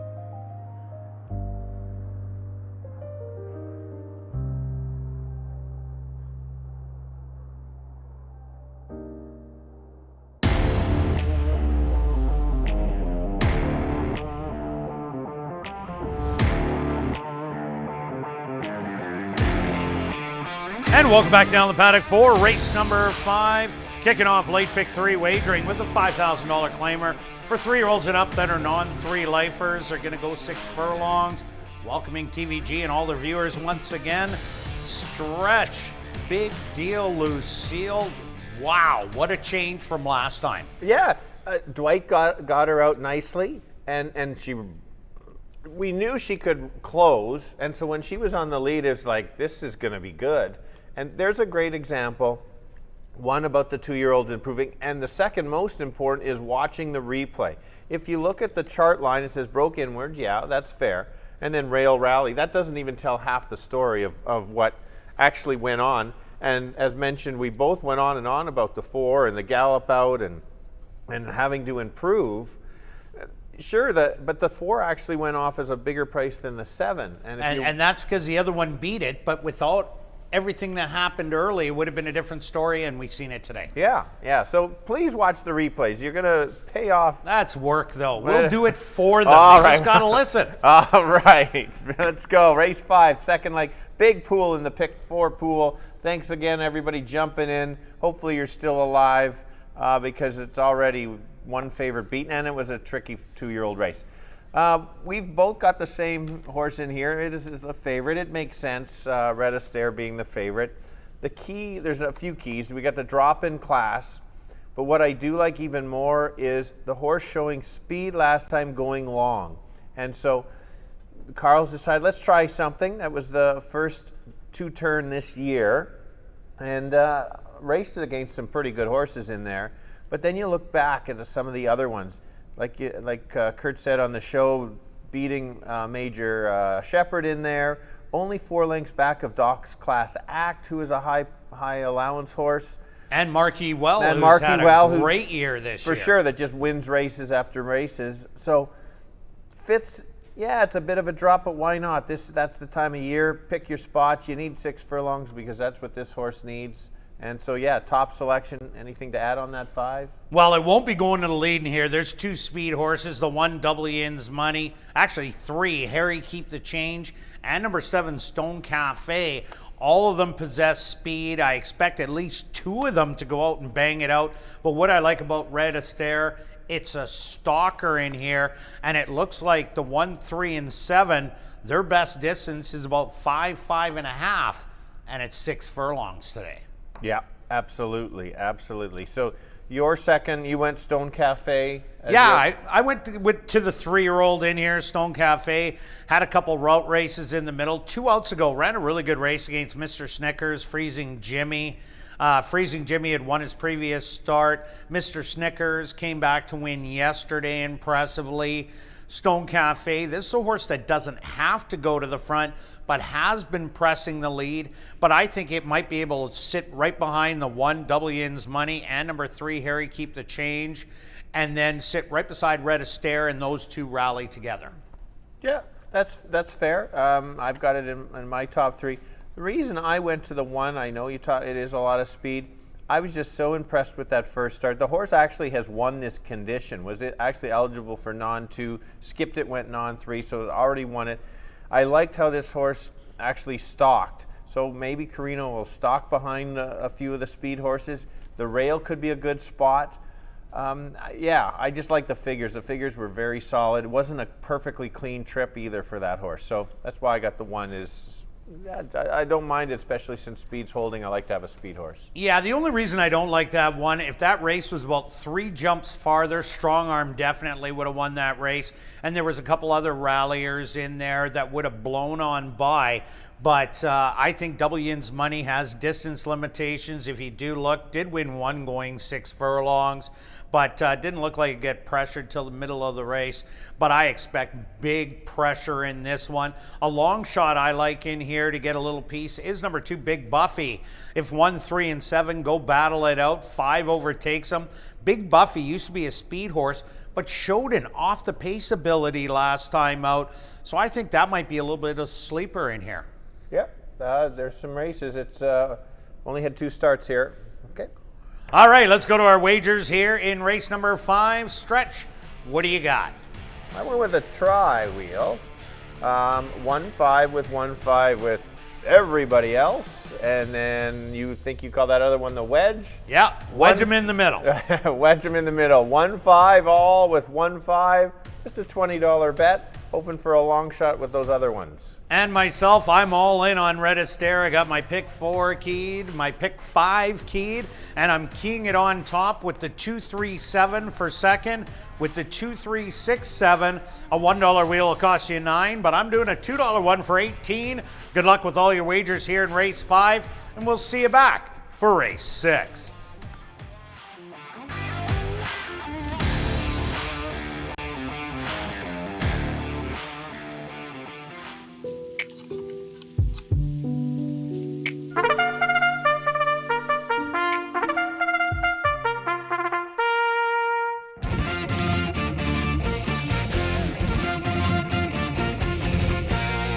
The horses on the track for race number 5. They're going to go 6 furlongs for $9,600. Number 1 is Double Yin's Money, owned by Ira Donald and King Kirt, trained by Jared Brown with Jorge Carreño. Number 2 is Big Buffy, owned by Pink Cloud Racing, trained by Courtney Ross with Neville Stevenson. Number 3 is Harry Keep the Change, owned by Staff Max Stable, trained by Curtis Maxwell with Antonio Whitehall. Number 4 is Shelley's Dream, owned by Henry Wood Jr., trained by Jerry Gorno with Nyrone Austin. Number 5 is Red Astaire, owned by Tom Boyko, trained by Carl Anderson with Stanley Chady Jr. Number 6 is Yes, It's Me, Johnny G, owned by Jerry Lambert and Lynn Matthews, trained by Tom Gardapi Jr. with Leroy Nelson.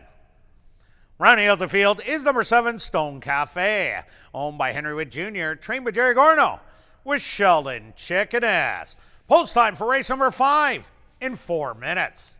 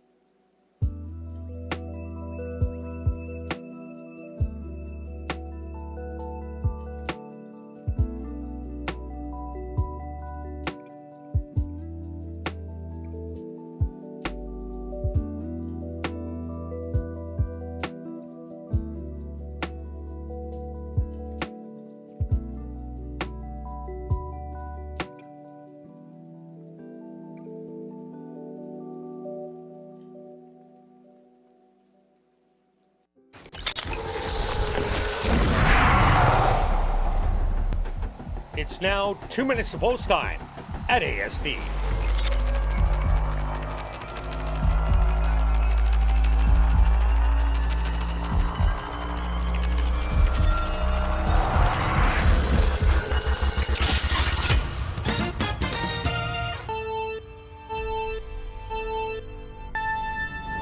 All right, we're going 6 furlongs in a tough competitive field for this level. I've landed on the 5 because I think there's enough speed in there. Yes, the 5 is the favorite, but 3-2 I think is a fair value for this horse. Should get a dream trip. I like where the trainer spotted the horse. Just went to the lead last time, not this time. It's gonna sit behind the closers and try to pick up the pieces late. If one horse maybe can get away, that might be the one. The rail's been a good spot. Might stalk. You've got the top jockey. Who knows? But I got it 5-1-7. Kirt? Yeah, for me, it's all about the 5 Red Astaire in here. Tested way tougher in the last 2 outings. The 2 previous to that were the maiden win and the allowance non-2 lifer. That this horse was a perfect stalker behind the speed, took over and ended up winning. So I think this is perfectly spotted in this race with the speed of the 1, 3, and 7. Good luck here in race 5.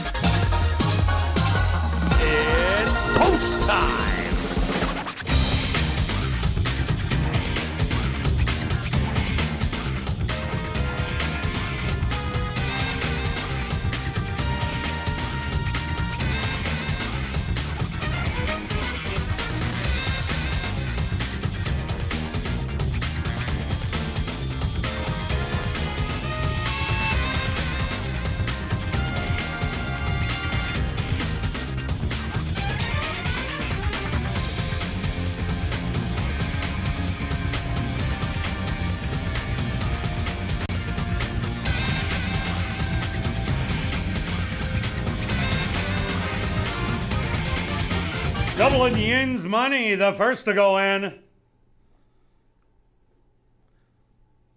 Big Buffy is in. Next up, Harry Keep the Change. Shelley's Dreams turn. The 6-5 favorite, Red Astaire, walking in. Very quick load. 2 left to go. Yes, it's me, Johnny G.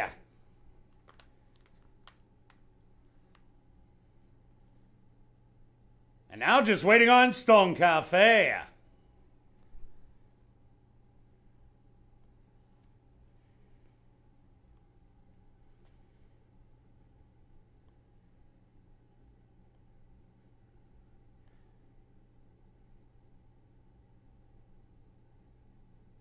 They're all set. They're at the post.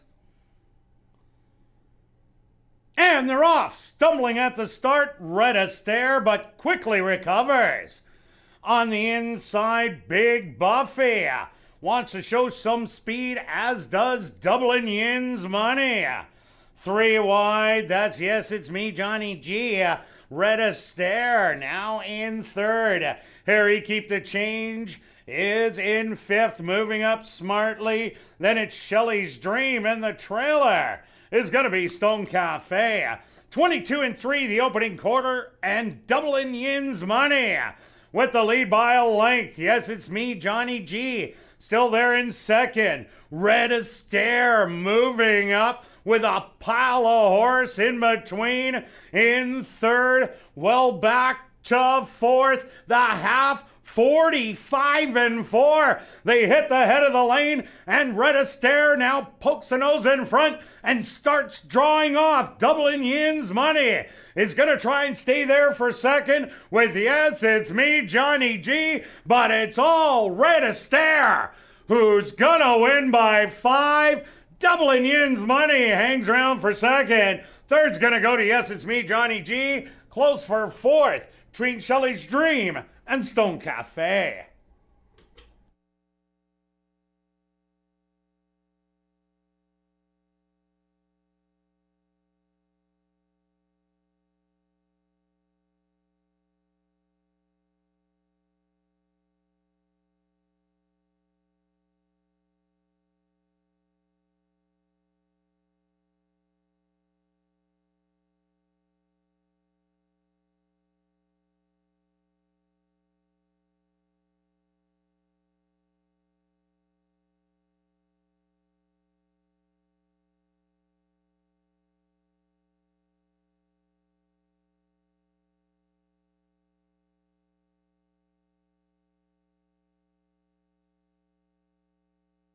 The Stewart's opposed to number 5, Red Astaire, as your race winner. Second goes to number 1, Dublin Yin's Money.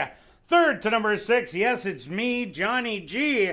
A photograph has been called to determine the fourth place finisher. They went the opening quarter 22 and 3, the half 45 and 4. Time for the 6 furlongs, 112 and 1.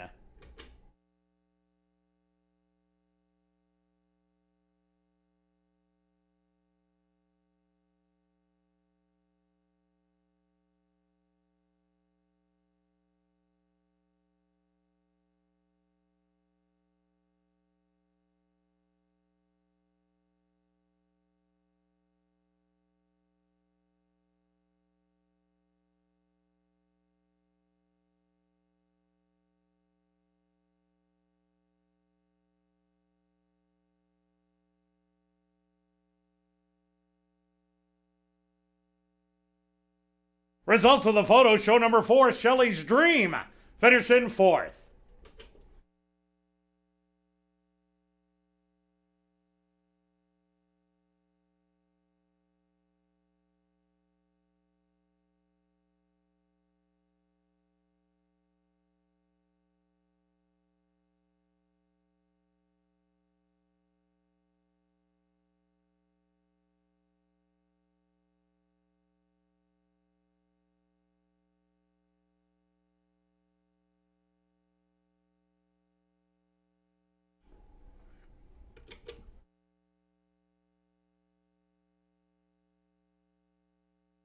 Now entering the winner's enclosure, the unofficial winner here in race 5, that's number 5, Red Astaire.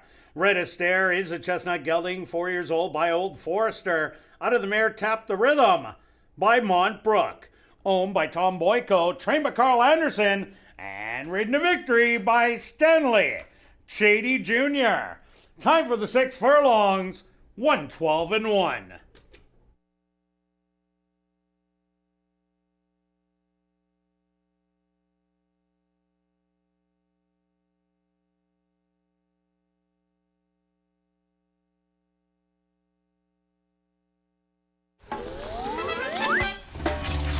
Race 5's official in the upcoming 6th race. Scratch number 5, Haida. That's in this, the upcoming 6th race. Scratch number 5, Haida. Kicking off late double wagering here in race number 6.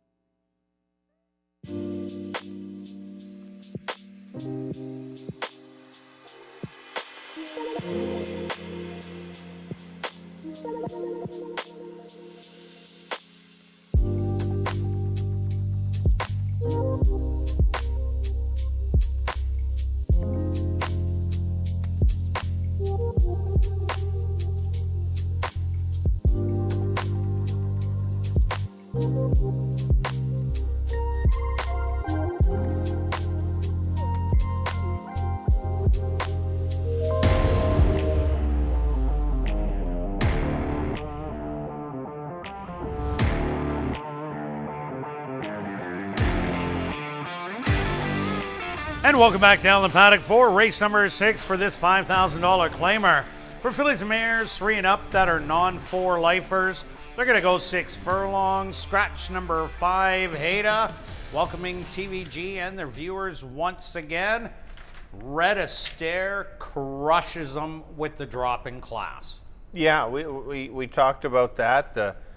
Was in a maybe probably one claiming rank a little bit low, but as a trainer, as an owner, you're looking for wins, and you put him right where you're pretty good chance that he's going to win. Ran the nice race, made the even move, didn't get in any trouble. Well, stumbled coming out of the gate, which but recovered nicely quick. That was just a good move on the jockey. That it didn't break sharp, but it didn't cost the horse obviously the race when you're much the best. No doubt. All right, over to race number 6, Stretch. Who do you like? Well, this is the interesting when you look at it. So we both liked the winners. We both liked horses in the 4th and the 5th, and we went on and on about them. And we were fortunate enough that they won. Well, in 7 races or in any race day, there's races that you don't like or you need to play in sequence bets, I guess you could say, but not jump off the page. In your sequence, you hit the all button and you just sit back, watch, and maybe enjoy a cocktail. Exactly. So my top selection on this is the 2 horse, just like yours, Morning Line. The horse is dropping in class. We've seen the different levels. It's not as evident in the fillies and mares as it is in the colts and geldings. The last 2 races, average. The previous race jumps off the page. This horse would probably be at about 1 to 5. So it worries me a little bit. But it was a tough field. Gold Dig and Darling's a runner, and then Cade's Princess was just beating everybody. And here City Kitty ended up going off as a favorite that last race with good credentials from Fargo, Chippewa Downs. Absolutely. So runs back to those earlier races, yes. So I'll give you that as my warm top selection, I guess you could say. Okay, well, let's point out the speed in here. Number 1, By All has speed. The 6, Tough Enough to Start, has speed. And number 2, Victorian Moon. So those are the 3 with the early foot to go out. Hidden Dreams is a closer. Kick a Little Booty is a closer. And Lulu's Lightning is more of a stalker in here. So who do you think is going to make the front? Well, By All will probably get the front if she breaks. Now, sometimes she breaks a step slow. So that horse will be out there. Tough Enough to Start, I didn't think had as much speed last time and did. And Carino said, let's go, and she did. And then she just got tired late. I think, I just like the line there, outside speed kept coming. I do agree with that. Could Preston take over on By All and try to hang on? Yeah, I don't think he's going to do that in here. I think By All and Victorian Moon are going to go do some battling. Tough Enough to Start does not have to be on the front end. He just put this horse on the front end when they went 7.5 for the first time. Easily won by 7. Then in the non-3 did the exact same thing. Tried it going short. Well, that didn't work out, obviously, running 3rd. But if you look down on this horse's lines, there's some good races coming off the pace. Got the maiden breaker in Turf Paradise rallying from off the pace. And that first time out, the reason we like this horse coming back after that this horse barely got out of the gate. Kate's Princess went wire to wire. By All chased. But this horse came from the clouds to run 3rd. And that's how we knew this horse was a runner. Absolutely. Now, that's what you just described is what I'd like to see with this horse sitting just off. Well, yesterday we had two horses that I pointed out. Both of them I liked, Warren's Dirty Dancer, and also in the last race, both horses went to the lead in their last start. The previous start, they both came off the pace, and they run huge efforts. And both of them came off the pace again last night. Sizzle and Susie was the one in the last race, and Warren's Dirty Dancer. Both of them stalked, and they both won. I'm thinking Tough Enough to Start. This horse is on a roll, off the pace, big time tough. Yep, no, that's fair. It was almost my top selection. I've got the 2 and 6 equally in there. So Lulu's Lightning, you talked about, that was your second pick. And go ahead. Yeah, I ended up throwing Lulu's Lightning. This horse ran well at the $7,500 level, was the favorite. First level allowance, ran a good fourth early on in the meet. Last time out, this horse got in a world of trouble coming into the 3/8 pole, got shuffled back to last, came rallying up the inside, only to lose by a length. Yes, it was 25 non-winners of the year, but that was not a bad race, and I like that off-the-pace running style and a stalking roll. You get Antonio Whitehall, so I think this horse definitely has a shot. Yeah, you're getting absolute value. And now that I see the price at 9-1, I like it even better. For sure. All right, let's go to our wagers here in race number 6. Stretch, what do you have for us? All right.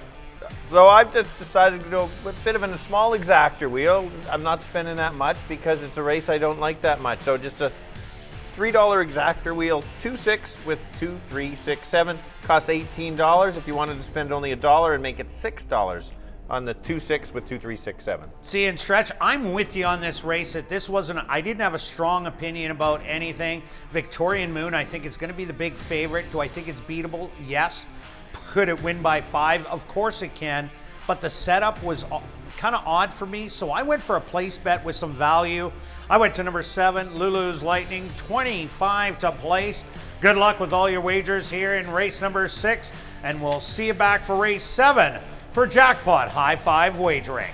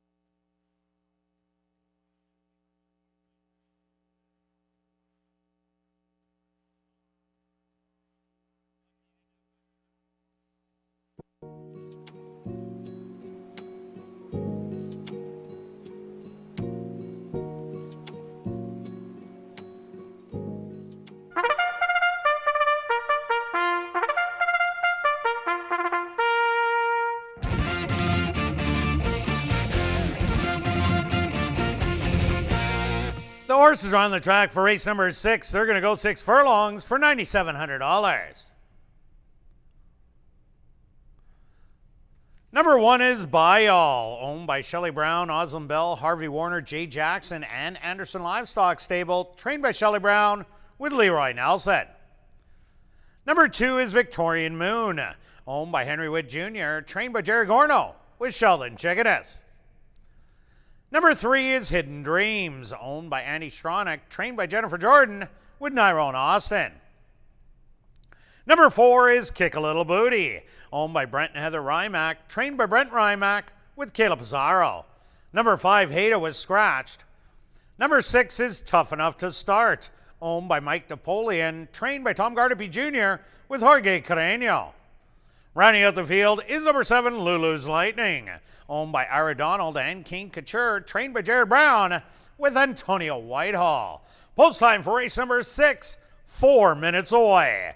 Turning your programs back to race number 5, we had 3 claims to report. Claim for $5,000, number 3, Harry Keep the Change, claimed by Jared Brown, owner-trainer. Also claimed number 5, Red Astaire, claimed by Lee Delaron, owner-trainer. And claimed for $5,000 also was number 7, Stone Cafe, Claimed by Elton Dickey and Tom Payne, trainer Elton Dickey.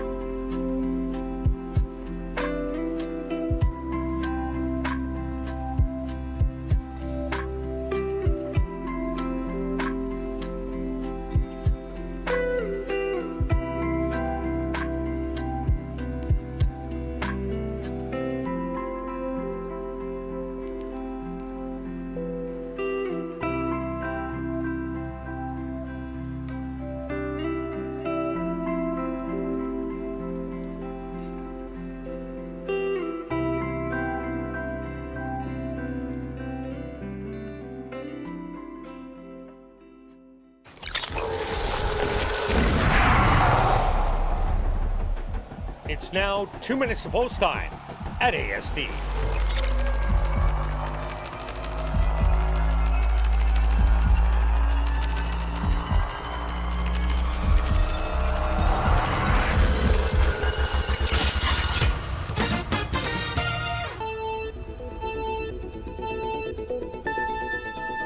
All right, we have another 6 furlong race going.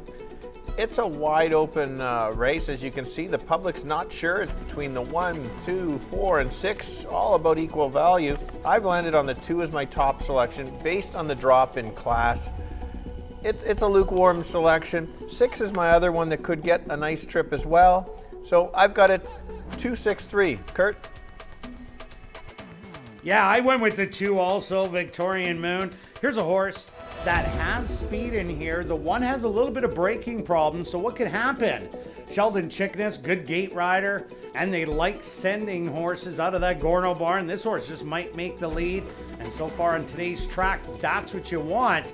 But I also like a long shot in here. Number 7, Lulu's Lightning. A troubled trip last time out and a good 3rd place finish. Yes, the horse is jumping up, but ran really well. So I think you got to throw it in. So I'm 2-7 here in race 6.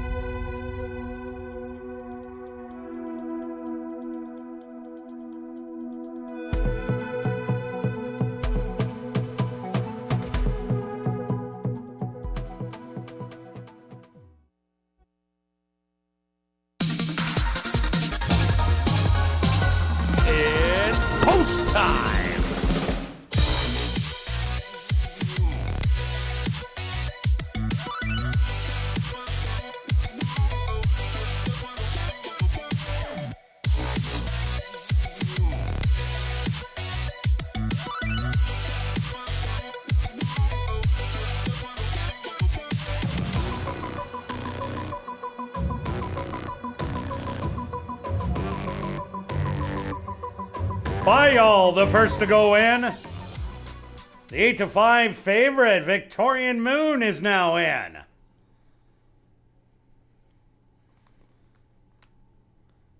Hidden Dreams finds her spot. Kick a Little Booty's turn.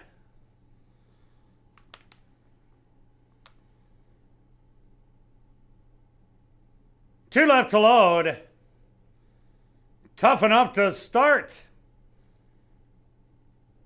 Actually, it's going to be Lulu's Lightning. Maybe not.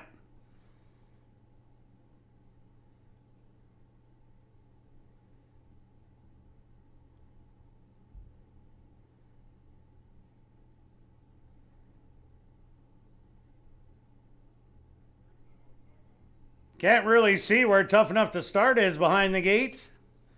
Lulu's Lightning was just circling on the outside.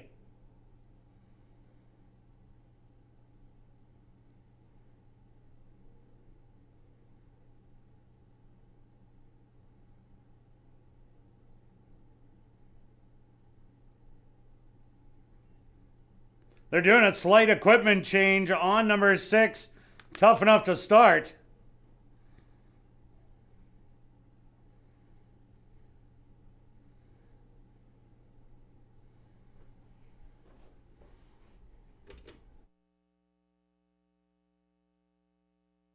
Now ready to go.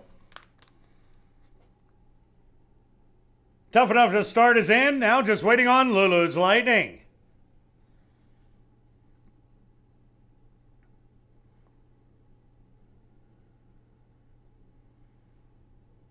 They're at the post. And they're off. From the inside, Bayall flashes a little bit of early speed. On the outside, Tough Enough to Start also right there. 3 wide, Lulu's Lightning. Victorian Moon is going to be the stalker a length off of it. 4 more back to Kick a Little Booty, and the early trailer, the late closing, Hidden Dreams. 23-2 the opening quarter, and Bayall now takes over the lead by 2 lengths. Tough Enough to Start still sitting there in second. Back in third, Lulu's Lightning. On the inside, Victorian Moon. A lot of work to do. Starting to get going, Kick a Little Booty and Hidden Dreams can see the field. They have 46 seconds. The leader is Bayall by 3. Lulu's Lightning finding some life late as they hit the 16th pole. It's Bayall. Lulu's Lightning, one last try, and she's gonna go by. Lulu's Lightning gets it. Bayall second best. Third's gonna go to Kick a Little Booty. Close for 4th between Hidden Dreams and Tough Enough to Start.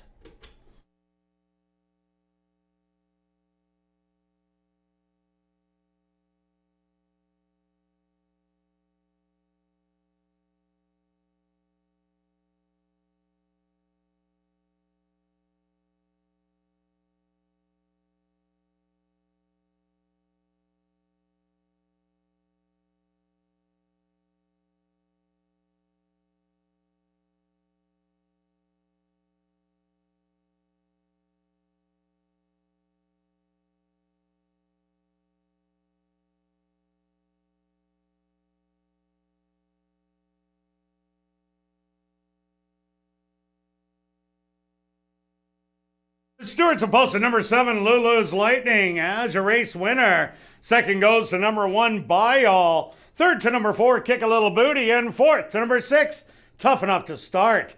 They went the opening quarter 23-2. They have 46 seconds. Time for the 6 furlongs, 1:12-4.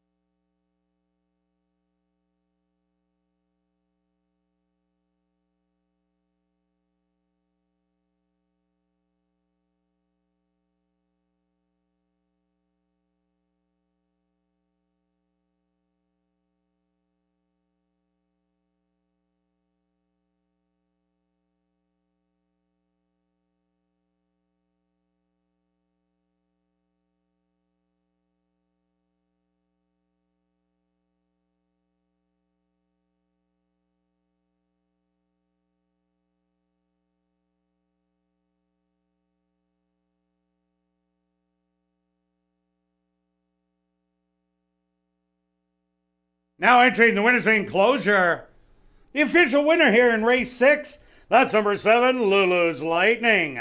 Lulu's Lightning is a dark bay or brown mare, 5 years old, by Harbor the Gold, out of the mare Miss Melange by Sloodle-Doo, owned by Ira Donald and King Couture, trained by Jerry Brown, and ridden to victory by Antonio Whitehall.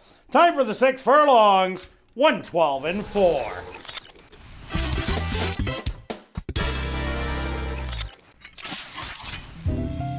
Race 6 is official in the upcoming 7th race. There are no changes. Jackpot high five wagering here in race number 7.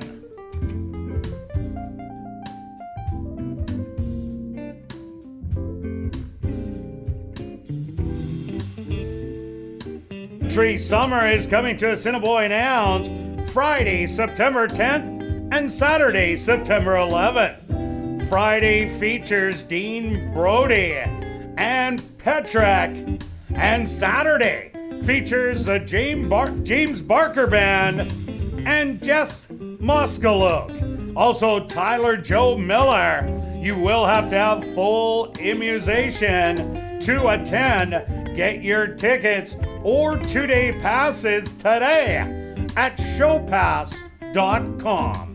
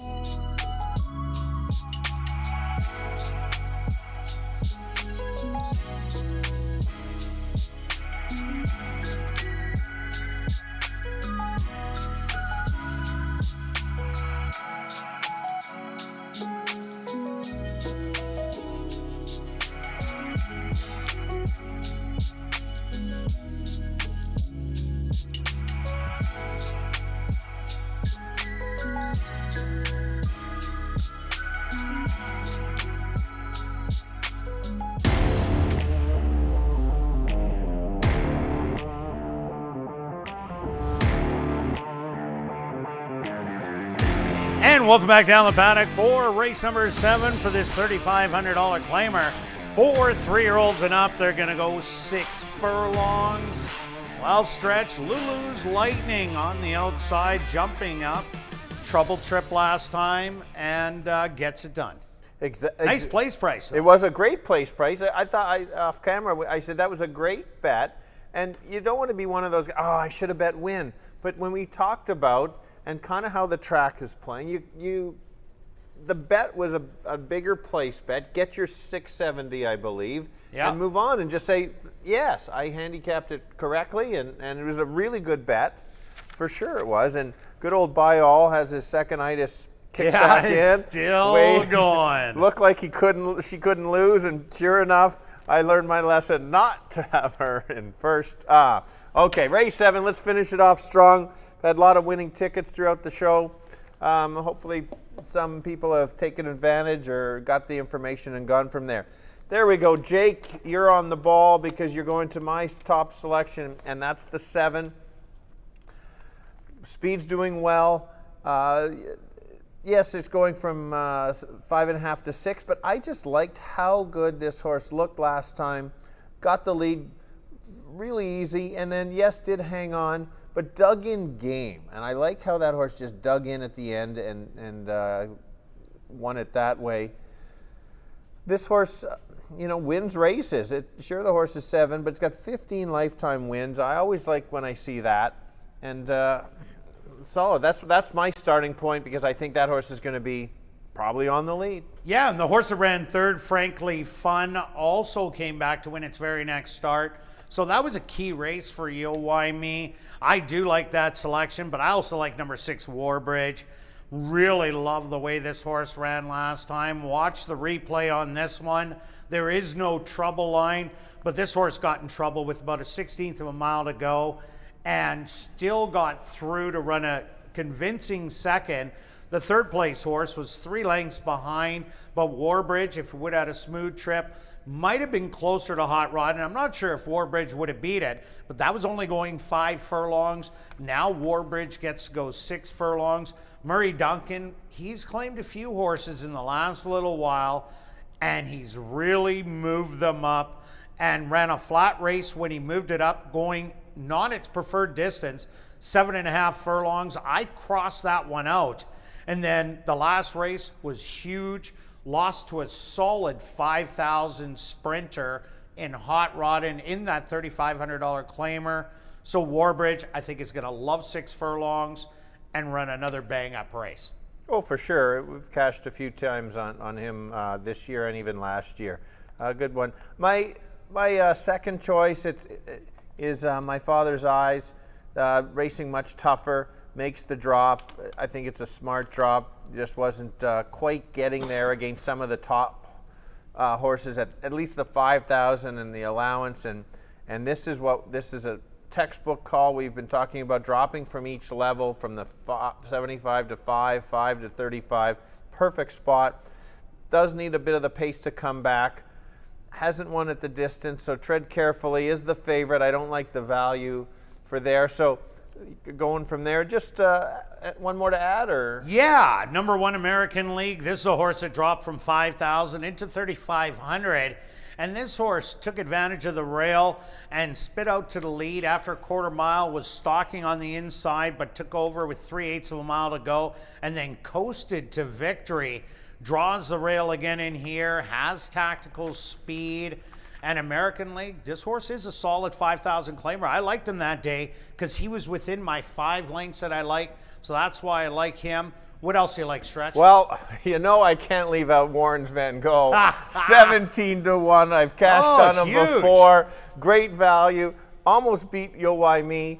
That's one of the long shots. And speaking of long shots, we had a poll, I'll get it right, poll on YouTube. Lots of votes on what was the highest bet horse you bet to win. And surprisingly, at 42% was over 100. So a lot of people have hit that. And then I was surprised that a lot of people haven't really hit that many long shots, but I appreciate the honesty of people getting involved. We always have these polls in there. If there's a poll you want to get involved, send Mitch it. Mitch, he is very good at creating it. And yeah, let's keep this going. I like the interactive. Now to our bets. All right, let's go to our wagers here in race 7. Stretch, what do you got in the finale? All right, so we do these earlier. Beth, take that night off. I'm going to go a $5 exact wheel. I got the speed on the 7, and the 4 is the closer. So 4 and 7 on top with the other horses that I like, 4, 6, 7, 8. It's a $5, so it's $30. If you only want to spend $1, it's $6 only. And myself, I love Warbridge. I got 10-1 last time up. Not today, but I'm taking him on top of the 1-2-4-7, 1-2-4-7. A $1 wheel is 12. I'm betting a $2 one for 24. Good luck with all your selections here in race 7, and we'll see you back tomorrow, 6:45 Central for ASD Live.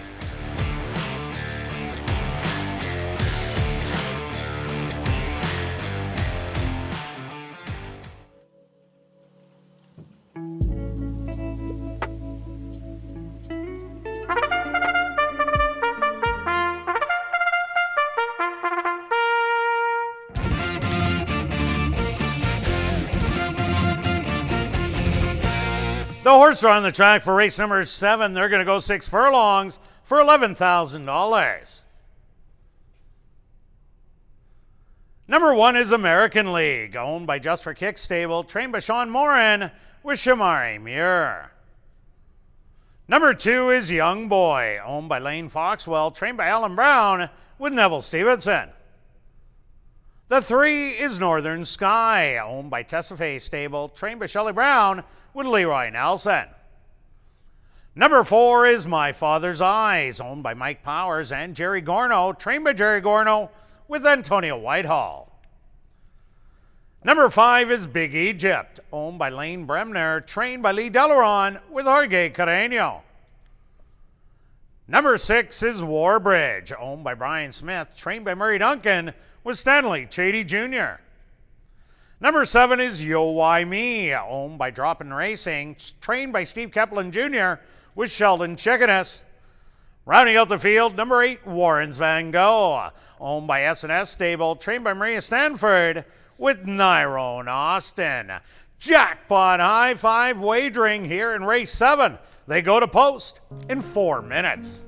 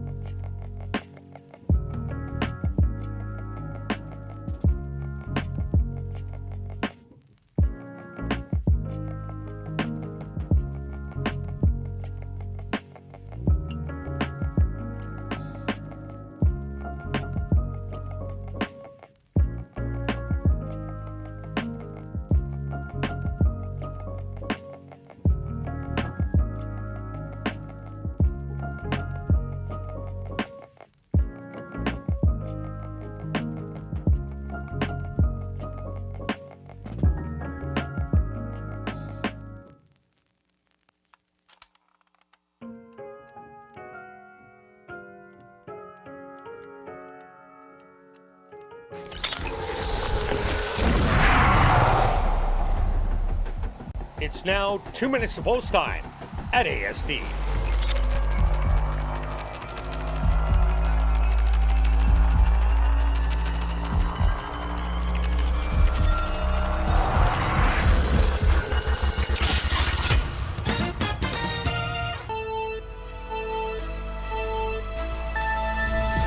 Final race of the night, another 6 furlong race going. Speed has been favorable. You want to be relatively close, and that's the horse I'm going to, getting 7-2, and I think that's more than fair value, and that's the 7 horse. Went to the lead last time. I think there's a little less speed in here. I think you can go win back to back. It's actually a drop in class from the 5 down to the 35. That's a plus there. Sheldon's already won on this. He's a good speed rider, right to the lead. The 4 is the favorite, that's the closer, but I'm still gonna go 7-4-6. Kirt? Yeah, myself in here, I went to number 6, Warbridge. Huge race last time against Hot Rodden, who is a 5 furlong specialist.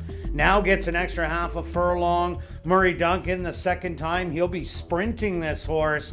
That 7.5 was just too far, and he got in trouble in his last to run that second. So I like him a lot. If you're looking for a long shot, look at number 1, American League. 10-1 on the board. Good luck here in race 7.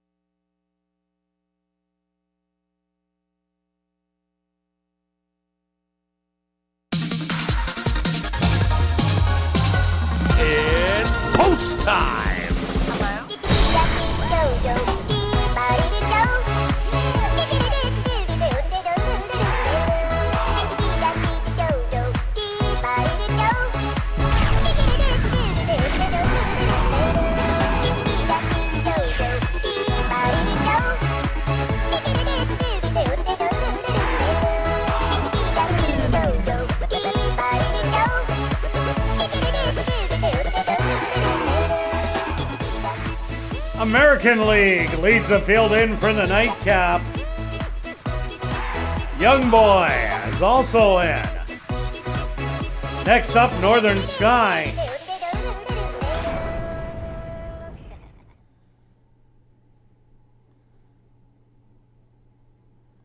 My Father's Eyes from the middle, the Kirt 9-5 choice. Big Egypt.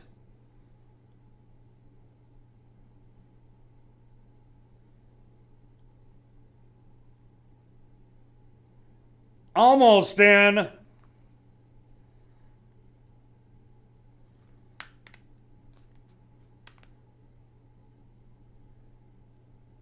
Yo, why me's turn.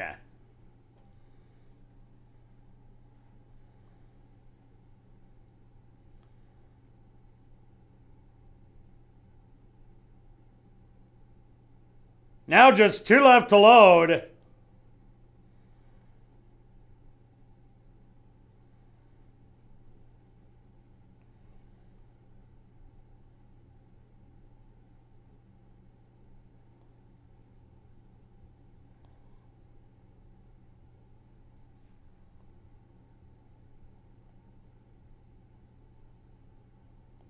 Warbridge goes in.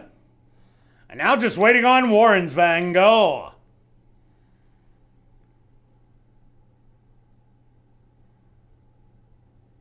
They're all set. They're at the post.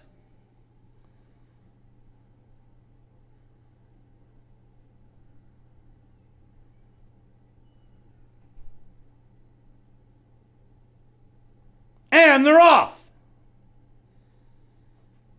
From the far outside, Warren's Van Gogh showing some good speed with Yo Why Me. On the outside, Warbridge pressing the lead early with Young Boy. Now taking over on the rail. Settled back in 5th, My Father's Eyes with Northern Sky and American League. And well back to Big Egypt. A dozen off the lead, a logjam on the front. Through an opening quarter at 23-3. Yo Why Me with the lead by a half a length. In between horses, Warbridge. On the rail, Young Boy. My Father's Eyes right in behind them. Another length, Warren's Van Gogh and American League, the half, 46-3. They hit the head of the lane, and Young Boy sprouts out of the turn with the lead by a length. Battling in between horses, Warbridge. Yo Why Me on the outside. A late rally, My Father's Eyes. Warbridge. Yo Why Me to the wire. Those two noses apart. Warbridge and Yo Why Me. 3rd is going to go to Young Boy. 4th to My Father's Eyes. And 5th to Warren's Van Gogh.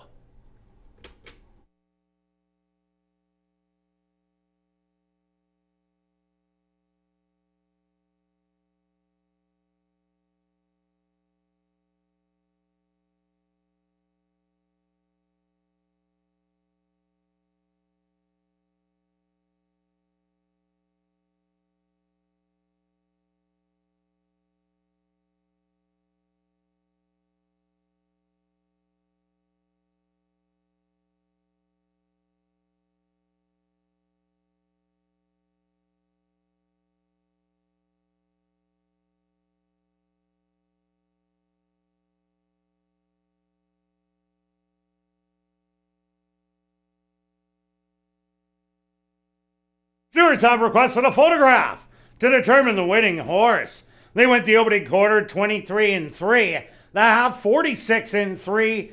Time for the 6 furlongs, a quick 1:11-3.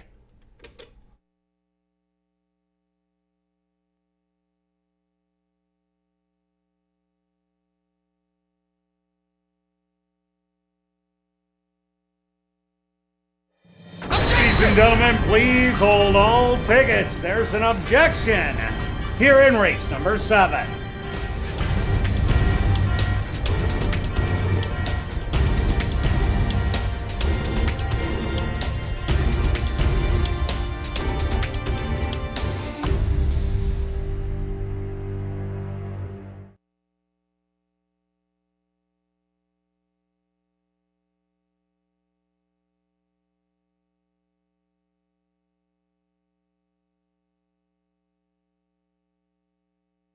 Results of the photo show the winner number 7, Yo I Me. Second goes to number 6, Warbridge. Third to number 2, Young Boy. And fourth to number 4, My Father's Eyes. Ladies and gentlemen, we have a rider's objection here in race number 7. Nyrone Austin aboard number 8, Warren's Van Gogh, has claimed interference against the unofficial winner, number 7, Yo Why Me, and jockey Sheldon Chickeness. Rider's objection, 8 on 7.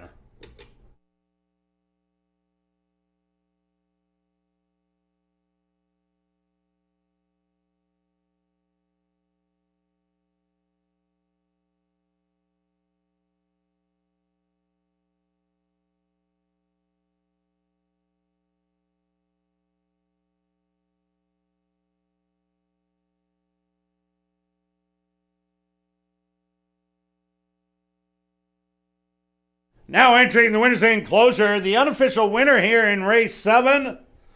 That's number 7, Yo Why Me. Yo Why Me is a dark bear brown gelding, 7 years old, by Dixie Chatter, out of the mare Miss Ballard by Bertrando, owned by Droppin' Racing, trained by Steve Kaplan Jr., and ridden to unofficial victory by Sheldon Chickeness. Time for the 6 furlongs, 1:11 and 3. Once again, ladies and gentlemen, rider's objection here in race 7, 8 on 7.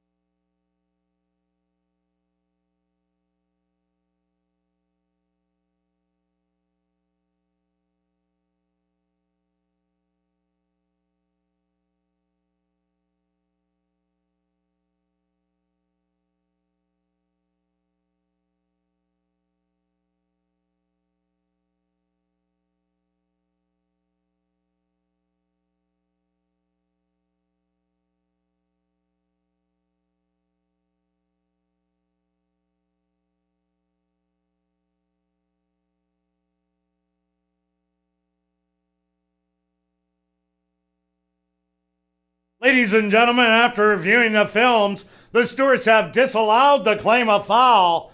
7, 6, 2, and 4 will become official.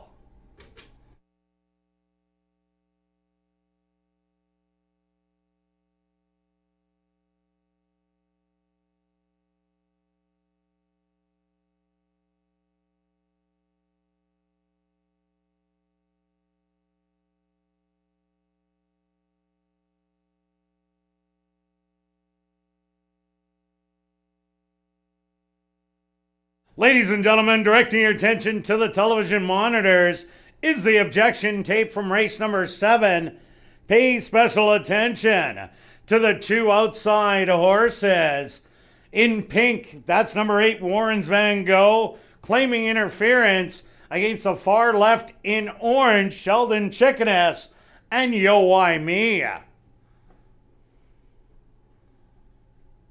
This is the head-on shot from the North Tower. Where the objection was called is just coming up.